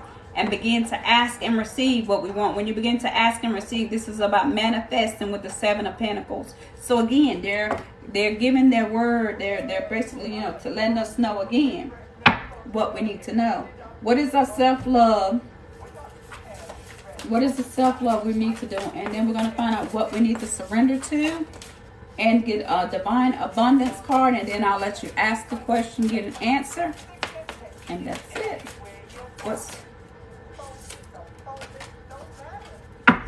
You have the right to change your mind. Recesses. You have the right to change your mind. Know that you have the right to recess things. If it does not right, you got a right to change your mind, what Spirit say. You ain't got to be stuck in a situation that don't feel right. You got a right to change your mind. And body. Your body deserves your love. So this is saying we got to love ourselves. Our body, your body deserves your love, you guys. Your body deserves your love. So this is telling you got to love yourself. You got the right to do what's right for you. And that's the most important thing. If it's not right for you, if it don't fit for you, you got a right to say, you know what, I changed my mind. I ain't doing this. I ain't got to do this. And that's 2 cards. You need to release. You need to release. Sometimes the best way to grow is to simply let go. They said sometimes the best way to grow, guys, is to simply let go. Begin to release those things that no longer serves us. We have a right to change our mind when it's not right for our body. We have a right to change our mind when somebody is doing something to, you know, hurt us or cause us where we're not happy. We have a right. That's our God-given right to say no. You know, and this is a decision. You make the decision. You make the choice. Sometimes the best decision is no decision at all. Sometimes the best decision is the no decision at all. But there's a decision. There's choices that we can make. But, you know, sometimes the best decision is not to make a decision at all and say, God, let your will be done. God, what is it that you have for me? Hello, how are you? Hey, Dana. But you got to know that God, that we are our friends. We are our best friends. We are our best friends. What do we need to surrender to? Guys, this is a beautiful thing. 1010 or 1019. I thought it was 1010. I said, oh, I got 1010 on the phone. 1019. Spirit, please and thank you. Give me 4 cards what we need to surrender to. There go your 1. So, surrender to divine timing. That's the first one they said. Surrender to divine timing. If things are not happening according to your ego, we need to release that need and trust the plan. Trust the divine timing. I'm going to read this, but that's what I got from it. Sometimes your divine timing may differ from your ego's timing. If a goal isn't manifesting fast enough according to your ego, be patient and trust the universal flow. Divine timing, y'all. That's what we got to surrender to. What else we got to surrender to, Spirit, please, and thank you.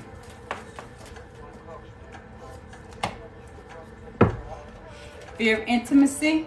We got to let go of being afraid to love and to have love.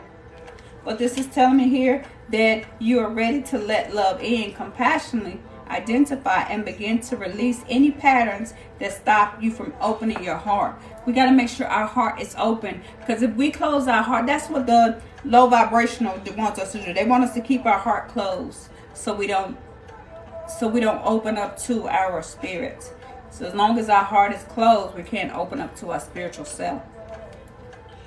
Make sure you surrender to your creativity. This is where your magic lives, and your sacral chakra, your creativity. So this is telling me here you need to let your imagination soar, stay open to all creative ideas about how to pursue a dream or to solve a problem. Stay open to your creativity. Stay open to the imagination in you. Spirit, please and thank you. I'm going to post this on YouTube, guys.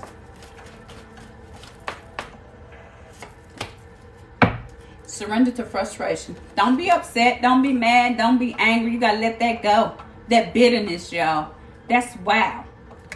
That's going to stop you Frustrating doesn't open any doors. Being frustrated does not open any doors. It keeps the doors closed. So you think you're being mad at somebody or irritated, it just blocks the doors from being opening over your life. But the key to resolving dilemmas and dissolving blocks, guys, is to take a breath, center yourself, regroup. Listen, take a breath, come back to your center to who you are, regroup, and then when you do, you can approach the situation more clearly. That's what we gotta have. We gotta be clear. We can't be cloudy up in our heads. Create, yeah. Oh, so girl, that's what you got to do. That's what you got to do, guys. So you want to know in a minute, Celeste, I'm going to do my spiritual things. You can ask a question, get an answer. So I'm about to do that in a few minutes. You can, that question you're asking, if anybody got a question, when I do it, you pick power 1, 2, 3, and 4, and you can get your answers, okay? All right. Spirit, please and thank you. So this is an awakening, guys. This is what we call a spiritual awakening. This is what this is tonight. You guys going through a spiritual awakening. But, oh Lord, wake me from the life as a spiritual sheep. You sleep. And it says, I may hear you, and even in my own instincts and common sense. You guys want to take a picture of this if you can. But you guys are being awakening here. This little spirit's doing, taking you through this form of awakening.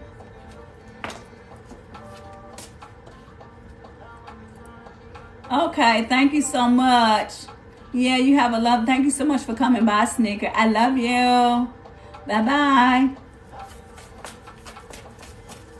Love and light. I appreciate you. All right, so you need to make sure, Spirit said, you have your own individuality. That's what the Nine of Pentacles is.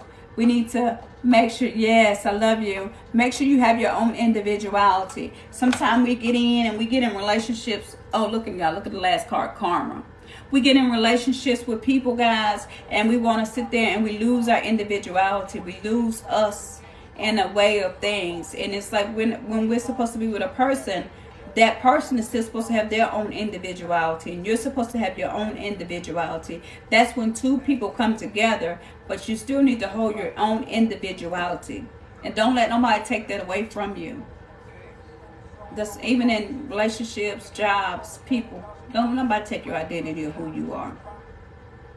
But it says every person has their own personalized study plan in this earth school. So everybody got their own earth, they plan. So don't let nobody get you off of your plan and your purpose.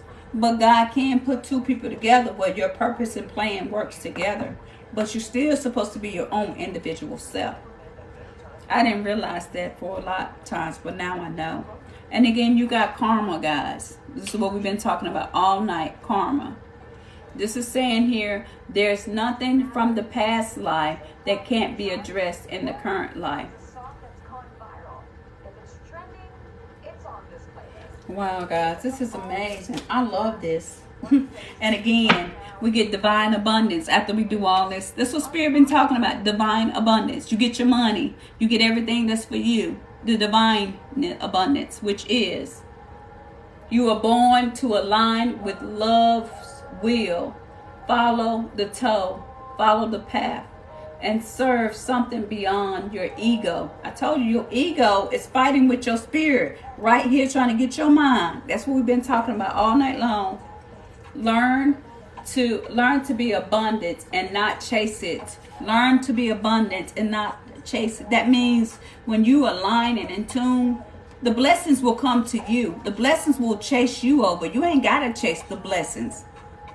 But that's what an empress is, or an emperor. I don't chase, I attract. What's for me is for me. What is mine is going to come to me. That's what we do. That's what we do. I don't chase, I attract. I ain't chasing you. If you got to chase something down like that, no. I'm going to let you know how I feel. I'm going to let you know I won't. But I ain't finna chase you. I ain't finna hunt you down. I ain't finna do it. I don't chase, I attract. That's when you begin to get in your power. See, y'all thought people were just saying that because, no, it's the truth. It's the truth. All right, you guys, pile 1, pile 2, pile 3. Ask your question, and you can get your answers. I'm going to do, yeah, pile 1, pile 2, pile 3. I'm going to do this 3 times. See, 3 questions. It's the first question, and then this is going to be your answer for the question. Don't try to be asking the same question over and over again now. Because I know some of y'all, oh, well, that wasn't the answer I want, so let me ask the question again. No, you're going to get the answer you're going to get from this first time, then the second time. So pile 1, pile 2, pile 3. Go ahead and pick your pile. Spirit, please, and thank you. Give me for the collective that's going to be for pile 1. Give me for pile 2. Make sure you guys follow the answer for pile 2. Those for pile 2. Spirit, please, and thank you. I think I'm going to go to pile 2. Those for pile 3.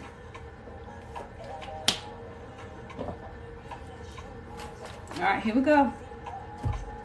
Pile 1, you got your question. Here's your answer. I don't know what it is for pile 1. Y'all ready? Alright. Pile 1, you got your question. Here's your answer. Compromise. So whatever your question was for pile number 1, it's compromise. Spirit said there's some things you need to compromise. There's some things you need to think about. There's some things you need to work together. Some things you need to make. You need to pull some things and figure some things out. Working with people. Figuring it out. For compromise, okay? For 2, that was mine too. Take action. It's time to take action on your plans. It's time to move forward. It's like when I get this card, that's like, yeah, time for you to go ahead and trust your instincts and do what you know you need to do. Trust the instincts that you know that the plan you on and where you're going on the right path. Keep moving forward, because take the action because you're doing the right thing. That's what I get when I get with that. Number 3, pile 3 here is yours. Perfect timing. I don't know what you asked for, but Spirit said it's a perfect timing. So it's a perfect timing for whatever it is you ask for, whatever it is you want.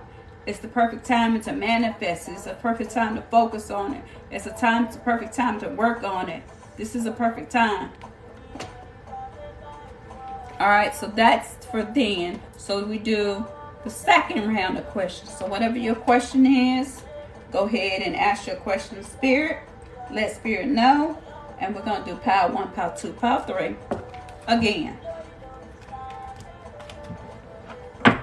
Spirit, please, and thank you. You know, everyone on the line. And don't be asking no question, am I going to be a billionaire? If you really mean it, then fine. But some people just be doing, am I going to win? You know what I'm saying? Don't, you know. But if that's what y'all want to do, that's what y'all want to do. It's y'all question. I'm just saying. I know if I got a question, I'm going to ask Spirit some serious questions. Spirit, please, and thank you. Pile 1, pile 2, pile 3. Ask your question, pile 1. I felt your card right there. Pile 2. Never got a question. Pile 3. You can pick up a different pile. You ain't got to stay in the same pile. Pick a different pile if you want. Yeah, you just pick whatever pile you feel like you need to pick. All right, whenever y'all ready. All right, so pile number 1, you have asked your question. Spirit has heard you, and here's the answer from Spirit. Pile number 1, you got abundance. You got abundance. Hey, this is a very abundant time. This is where things manifest. This is a good time to materialize. This is the thing where you're going to reap your harvest. You're going to see benefits. You're going to see where things are going to pay off with the abundance. Yeah, I know, right? Pile number 2. Pile number 2, you got success. Well, I don't know what you asked for, but it's going to be a success. It's going to come together if you can manifest it and work it and pull it on out. If you continue to stay positive and stay aligned. That's what they're telling me about these cards. Pile number 3. Pile number 3, oh, got to. Everybody get a yes. You get a yes, you get a yes, and you get a yes. Look at this. Everybody. Spirit's like, it's blessings on blessings on blessings. Let me tell y'all something about this pile, though. Spirit tell me here, some of this stuff's gonna happen for y'all. You may start seeing things that may begin to move forward within the next few weeks. Spirit say it will, but there's a but to that. But you need to make sure you are doing the spiritual work. You need to make sure you align. You need to make sure you in tune. You need to make sure that you're doing that which is what the instruction has called you to be. You need to make sure you step into your power and you don't chase stuff. You don't attract stuff. You need to make sure you're doing everything that's aligned with spirit, aligned with source. And when you do that, you get aligned with source, then yeah, abundant success, and yes, things begin to happen. Yes, things begin to move because you begin to get in the ebb and flow. And God said, you can get in that ebb and flow and you can do that and you can get there, then you're going to start to see something within the next few weeks. You're going to see it in the next few weeks. You're going to see things begin to manifest. You're going to begin to see changes. You can continue to be assertive here. And when you begin to move boldly and be assertive, that's when you begin to see the keys. The doors begin to open for you. I think I'm going to post this video. I would go back and be watching this video again, y'all. I would really watch this video. That's powerful. Everybody, y'all see how everybody got a yes? Everybody got abundance. Everybody got success. That's within the next few weeks. You're ready. You're ready to go after tonight. You know what to do. You ready. You know what they're trying to do to you. Spirit say you ready now. That's the last round of questions, you guys. Power 1, power 2, power 3. What is your question? Spirit, please and thank you.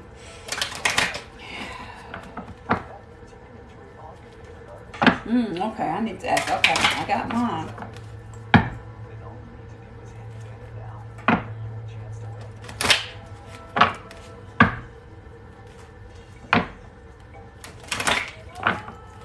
All got it, yeah. All got it, yes. Okay, Spirit, please. Like this is power number 1.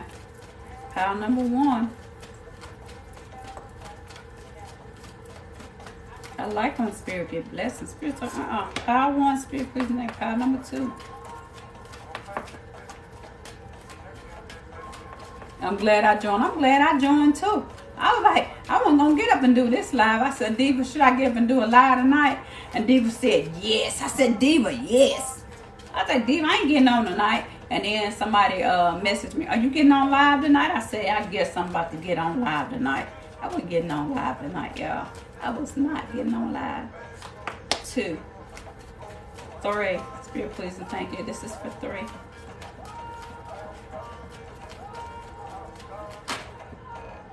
Okay.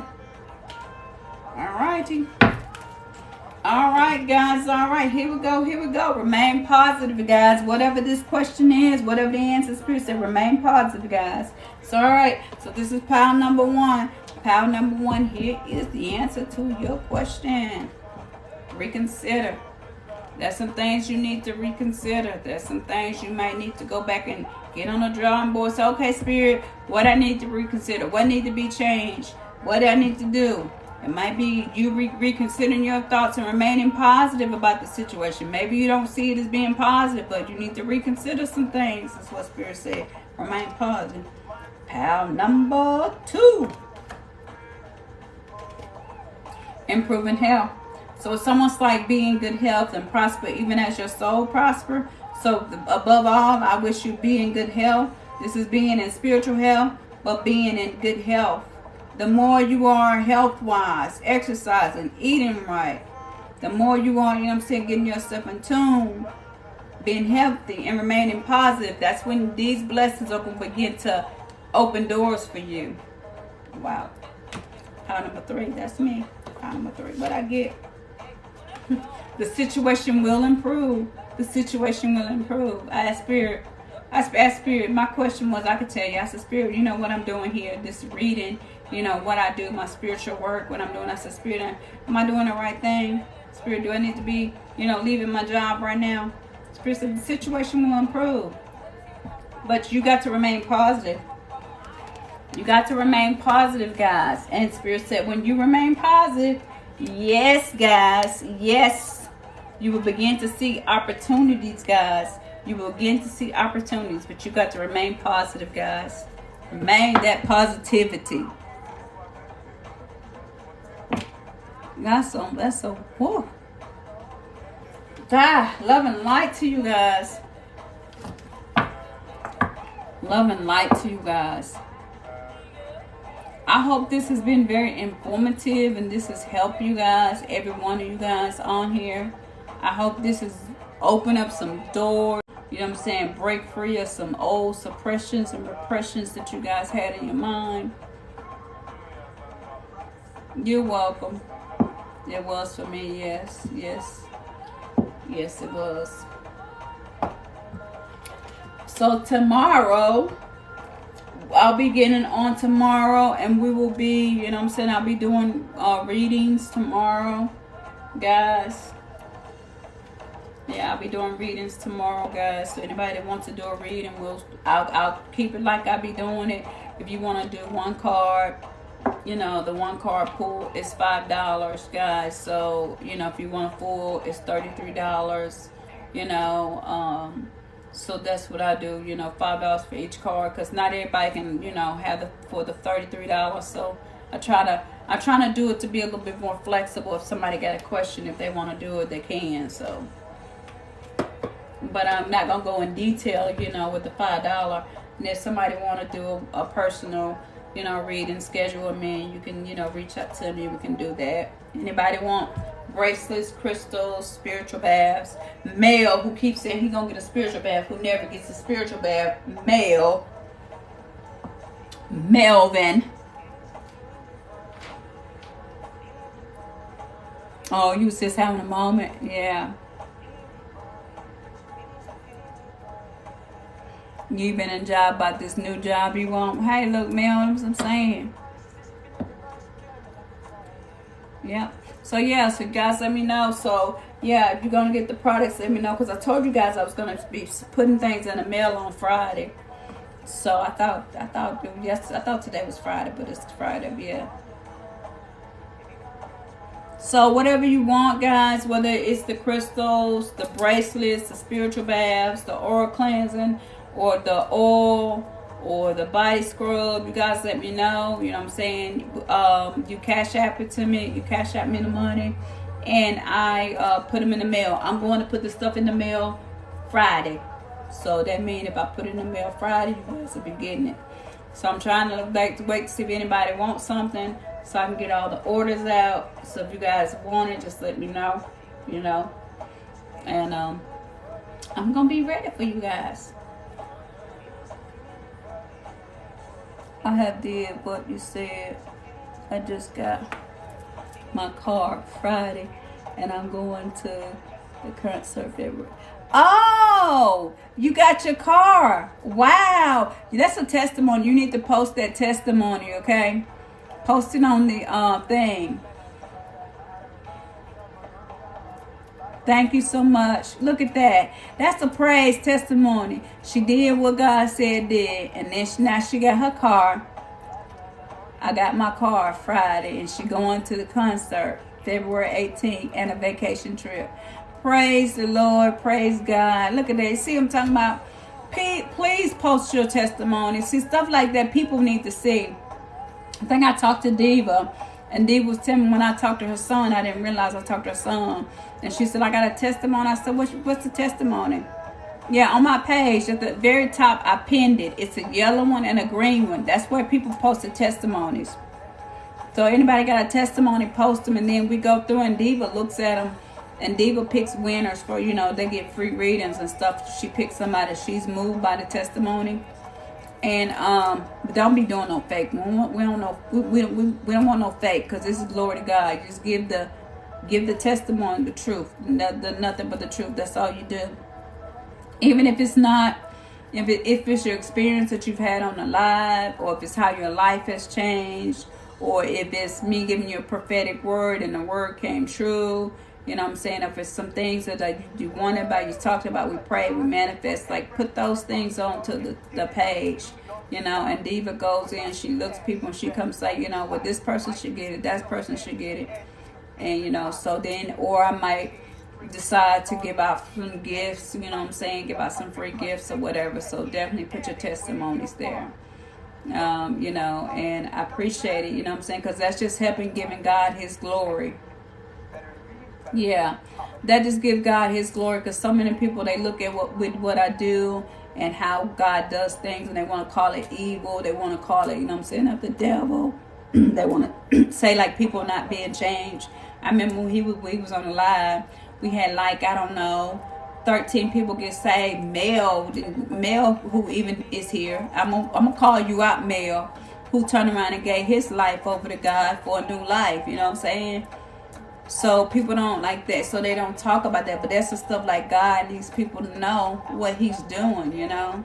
And it's not just to boost my page, it's to help give God glory, because this sacred blue rose is Jesus, and that's what Jesus is doing. So you guys definitely, you know what I'm saying, give your testimonies, and I appreciate it from the bottom of my heart, you know. And Spirit honors us. Sometimes that's how we get through, by our testimonies. That God won't, you know, sometimes we hold testimonies and don't give God his glory, then God don't let you move forward until you start giving God his glory. So we got to start giving God his glory. We got to start putting our testimonies on there, you know what I'm saying, so God can see things move. And even with me being on a live here, like, you guys don't know how much you helped me to be more stronger in my prayer, to help me to be able to be trusting more in God and being in tune to Spirit. Like, you guys help me, you know what I'm saying? Like, I'm coming here talking to you guys, but you guys build my faith up every day. You guys build me up. When I get up in the morning, I'm so grateful to get up to God, to pray, to worship. I'm so happy, you know what I'm saying, when I'm ready, when I come back and I talk to you guys. Like, it's so much that you guys do for me that you don't even realize that you do for me, you know. And the fact that I can sit here and run my mouth for 5 hours and y'all still here listening to me. And then when I'm not here, you guys are like, hey, when are you coming? You know, I told Fox, we was talking, and I was telling Fox, you know, how I want to get a microphone and get me a ring light. And the fact that she even just offered to say, hey, you know what, she inboxed me that she wanted to, like, she been looking at it. Japalo, like, hey, you got a wish list? You know what I'm saying? Like, if it's just like, hey, give me your Amazon, I'm gonna send you some sage. Like, y'all don't know how that literally, like, I'm literally about to cry. Y'all don't know how much I appreciate that. You know what I'm saying? You don't know how much I am appreciative of the stuff that you guys do. You know what I'm saying? Of how you say, hey, you know what, Sacred, what you did has helped me. What you did, Sacred, you know what I'm saying? Sacred, could you pray for me? Sacred, I'm praying for you. How are you doing? That helps me, guys. And I love you, and I appreciate everything you do. I appreciate it. Like, sometimes, I mean, like, even sometimes people did just like, it's like some people, I thought about you, and here's $5. Japala, one time she was like, I thought about you, here's $20, go get you coffee. You know what I'm saying? Or, hey, Sacred, how are you doing? You know? And so I appreciate it, you know what I'm saying? And sometimes, like, I look here and I see, like, I might see a carousel, or I may see a gift, or I may see, you know, just little stuff, you know what I'm saying? Because I be literally, this has been a really traumatic time for me, really traumatic, you know. And it's just so amazing how sometimes, like, it's just like how I feel like, you know what, God, I feel like I don't want to do this. I can't keep doing this. But then you guys keep, you know, keep coming, and you guys keep, you know, being there.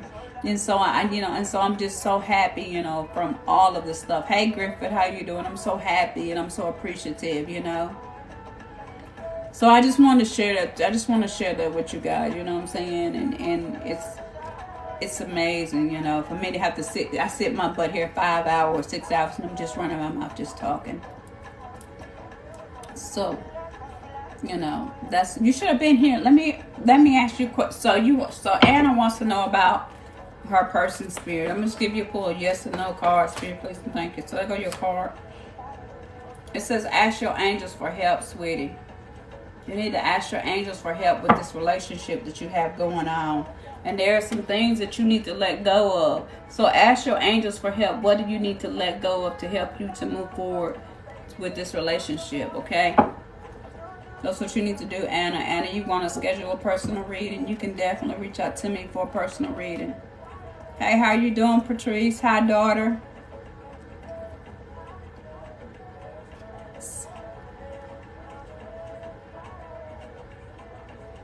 Yes. Thank you so much. I appreciate it. Thank you, Sassy. Thank you, guys. Well, I hope I've helped everybody tonight, and then everybody know you've helped me too. I'm finna go sit down and watch me a movie, because I got to have my butt back in the office now. I'm back at doing the office work. Oh, good. I'm back doing office work now. I'm back on the JOB. So I'll be at the JOB on the job until my goal is to tell everybody I'm trying to move, trying to find me a better place to stay. Well, this ain't nothing wrong with this place, but I'm trying to find me a place to stay. You know, I'm trying to move. I told God I want to pay off, you know, some debt, a little debt before I get ready to leave the job. And once I can move and get in a suitable house, you know, well, this house is not bad, but I just know it's time for me to move. And once I move, and then, you know what I'm saying, I pay off what it's not a lot, but I pay off, you know, what I need to pay off. And then I'm going to leave my job and I'm going to start doing this full time.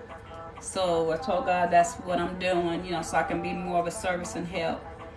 And so, yeah, so you guys just pray for me. I just moved from Valdosta. Valdosta is boring. My son lives in Valdosta. He owns 2 houses. I told him if he give me one of his houses, he owns 2 beautiful houses. Give me his houses. But Valdosta is boring.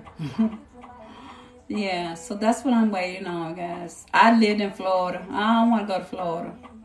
Let me tell you something. I don't know where I want to be, you guys. I don't know where I want to move to.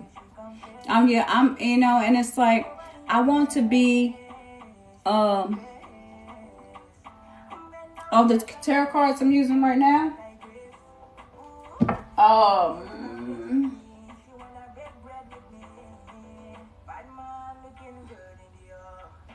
So, hold on, sweetie. I got so many decks. I don't know where all my cards at.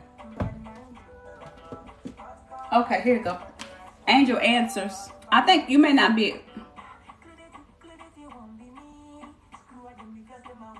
And I ain't going back to Alabama. I lived in Alabama. I'm from Alabama. I'm not going back there. Nope. I ain't going back to Alabama. So look, y'all pray for God to direct me and for me to be where I'm supposed to be. That's what I need. I need wherever God needs me to be. Whatever place God wants me to be at. That's where I want to be at. I want to be at the place God wants me to be. So because it's His will, not my will. Come to now. ATL does sound like something that rings a bell to me. Hi, Blue. Thank you so much for praying for me. Yes, ATL does sound like a place for me, y'all. I don't know about that. See, I just put a smile on my face when you say ATL.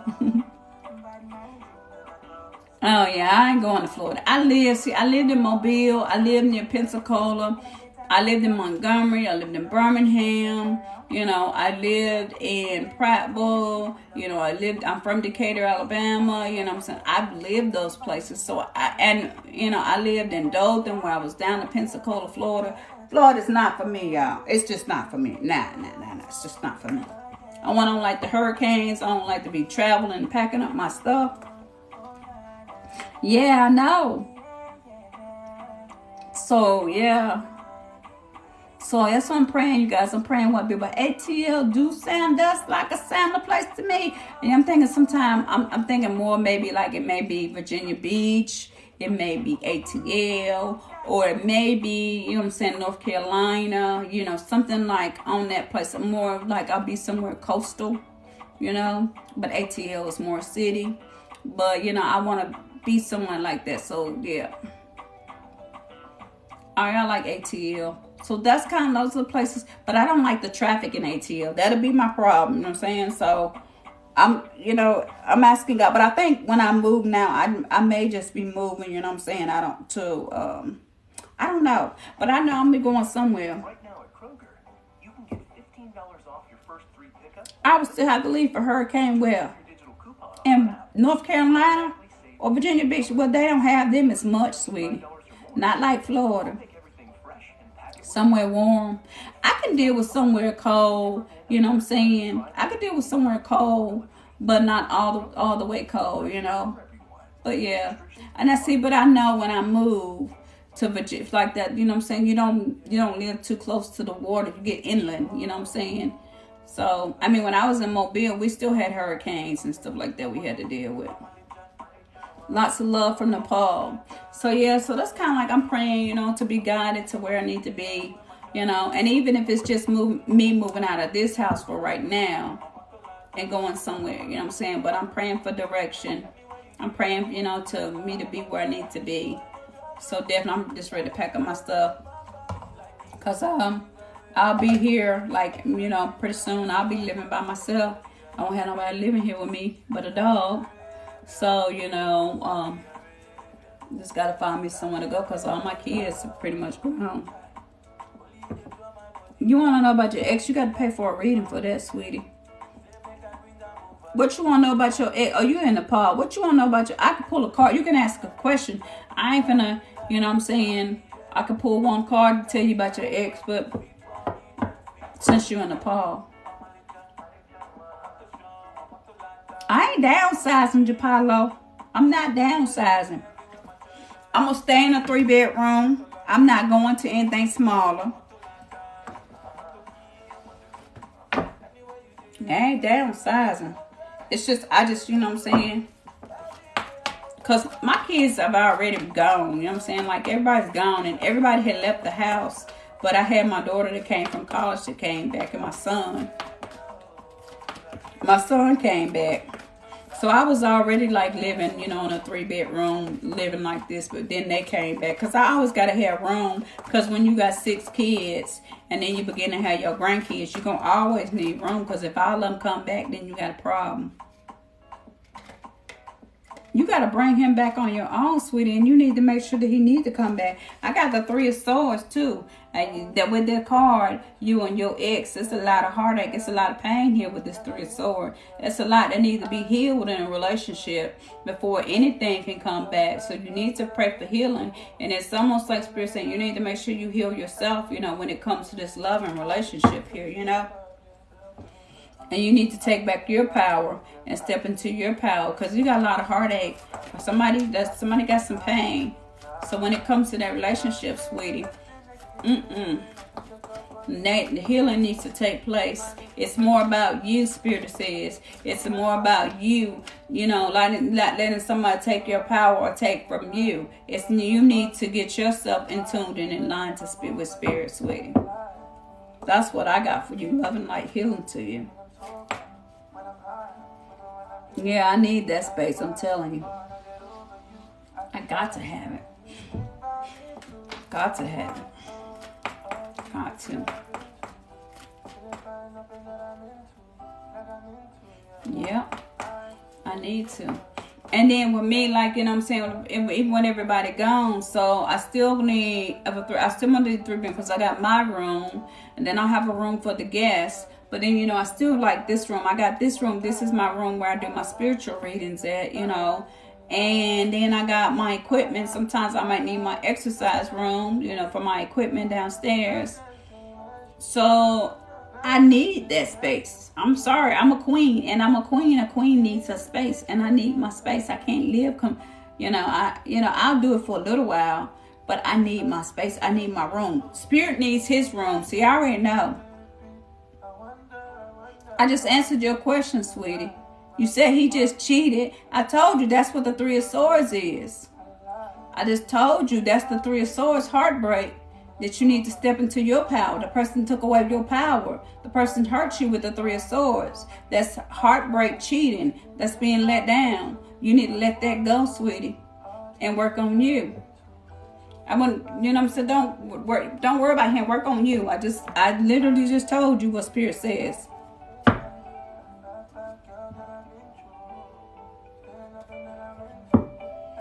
So, I forgot what I was saying. So, yeah, so Spirit, when I move, Spirit knows I got to be in a place because Spirit need their own space. Spirit need their house. Hey, how you doing, sweetie? Spirit needs their room. So, I got to make sure Spirit has their bedroom. I got to make sure I have my bedroom. Yes, sweetie, that's what you need to do. You need to heal you. I told you 3 of Swords is cheating. That's being heartbreak. That's somebody who broke your heart. And that's the Queen of Swords on the wand back. You need to step into your power. So, yeah, so Spirit needs his room, their room. This is their room. I got my room, and then I need a guest room. So I need those 3 rooms, y'all. I need them. And Spirit know that they need a room, so they need to make sure they provide me those 3 rooms. Yes, I'm doing well. Well, I'm glad you talked to your grandmother, Belly. Yeah, your dad is around you, sweetie. Your dad is around you. Of course. Always around you. They come when we need them. Sometimes they don't show themselves, you know, but they do. I love you too. But of course your dad is around you. Always. Listen, people don't realize that people don't die. They just go somewhere in a different dimension where you can't see them. No, I can't tell you about your future husband, sweetie. You're a seed. For you and your dad, there's a seed. There's a seed. You're the seed of him. And he's always going to be around. You're his seed. I can't tell you about your future husband because you need to heal first, sweetie, before you can find out about anything in the future. Listen, sweetie. Y'all stop. I got to say something. This is why people toxic right here. You just had somebody that broke your heart. You just had somebody that did you wrong. You came in and said, hey, when me and my ex get back together, my ex cheated on me. My ex lied on me. My ex hurt me. But you know what? I don't give a damn about me. Are we going to get back together? You just asked that question after he cheated on you and lied and hurt you. Now, if you didn't say, well, you're right. I do need to go heal. I do need to go work on myself. I do need to fix myself so I can get myself in tune to spirit. So maybe God will fix this person who cheated on me. Because people do cheat. People change. But let me go fix myself. Let me get myself together. And let me heal. Let me do the work. I just told you, you need to be the Queen of Wands and step back into your power to get yourself in line with spirit. And instead of you asking me, hey, how do I get myself in tune? How do I get myself in line? You're going to say, hey, can I find...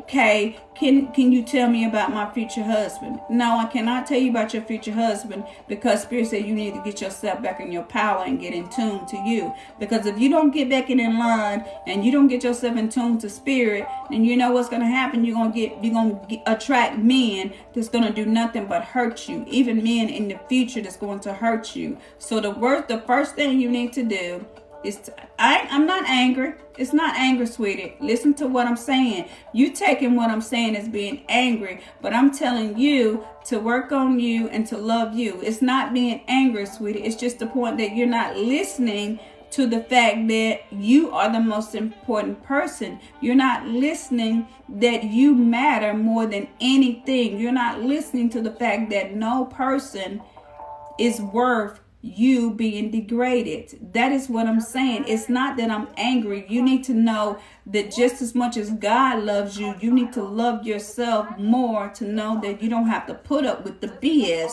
or put up with people doing that to you. Yes, that's what I'm saying. Love yourself. This not anger, it's loving yourself. And you're not seeing that. If you could see how much you love yourself, if you could see that, you'll see how much golden you are. You can see how special you are. And you can see that people will not walk all over you. When you become the Queen of Wands, they're going to give you the respect. They're going to give you the power. And they're going to give you everything that you need to be everything. Like the song say, my woman. You're going to be everything to them. So be the woman that you need to be to yourself first. And any and everybody, the men will worship you. They will love you. They will adore you. They will not cheat on you. They will not lie to you. That is what I'm trying to tell you. Thank you so much, Japalo. I wasn't being angry. I was telling you because you wasn't getting it. You missed when I gave you the first time for free, which I don't do it. You missed the whole thing I was trying to tell you. And that's what I wanted you to know, sweetie. Love and light to you.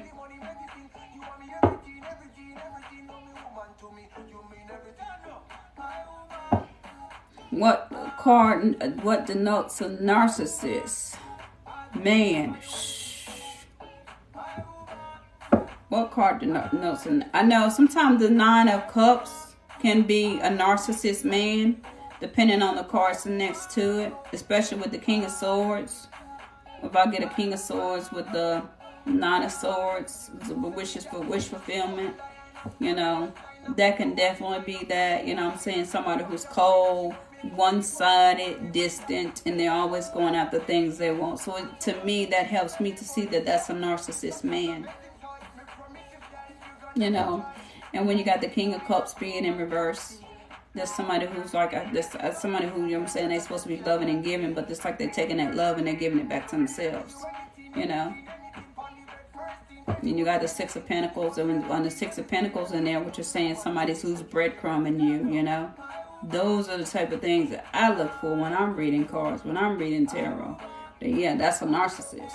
This person, so he's so cold-hearted. He got his heart on his, he ain't thinking with his heart. He just care about him. He wants his own wishes being fulfilled. I feel like you tested me, but that's all right. Love and light to you.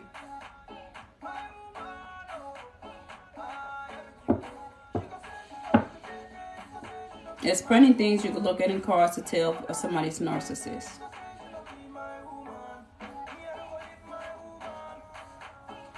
I'm a Libra from Mississippi.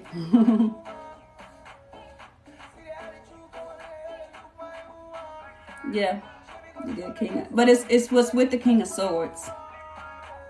You have to look at the cards and see what's with it.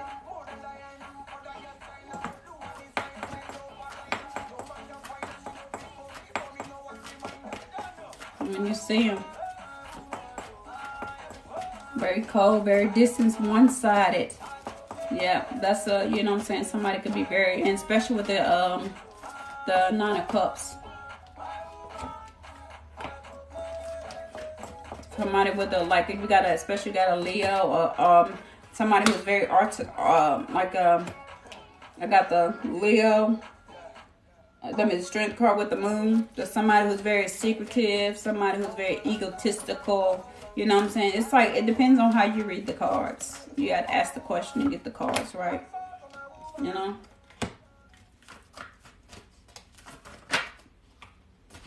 Yeah, that person. Yeah, and again, you got the Knight of Cups in reverse. Somebody that ain't giving love. You know what I'm saying? This is somebody, when I think of this, like, this is somebody who's a very, like, they got a lot of, this was upright, but somebody who has a lot of burdens, somebody who don't want to give love. They're just a big-ass burden here. And all they are, they're very deceptive here. And this is telling me this is somebody who got, like, a big ego. So when I look at this, I be like, okay, then, with the Five of Pentacles, it's somebody who always, like, you know what I'm saying? This is somebody who was always playing the victim role. It's me. It's me.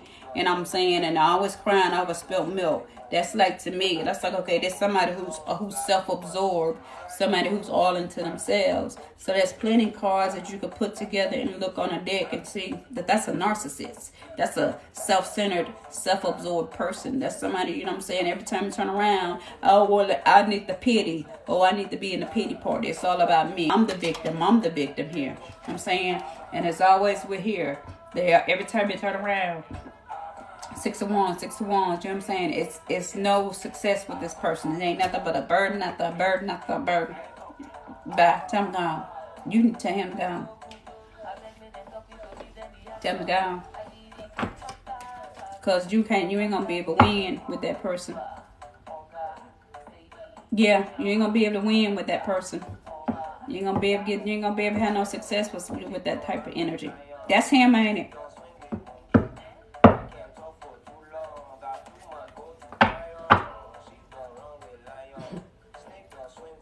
Yep, that's him.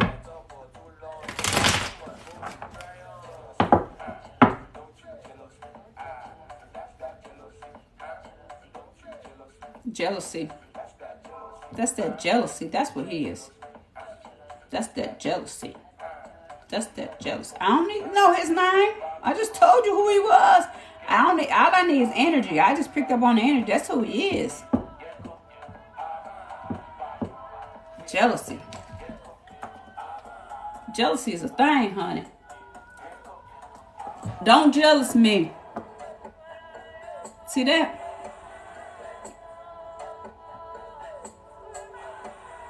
He got a big ass ego too. Careful with him.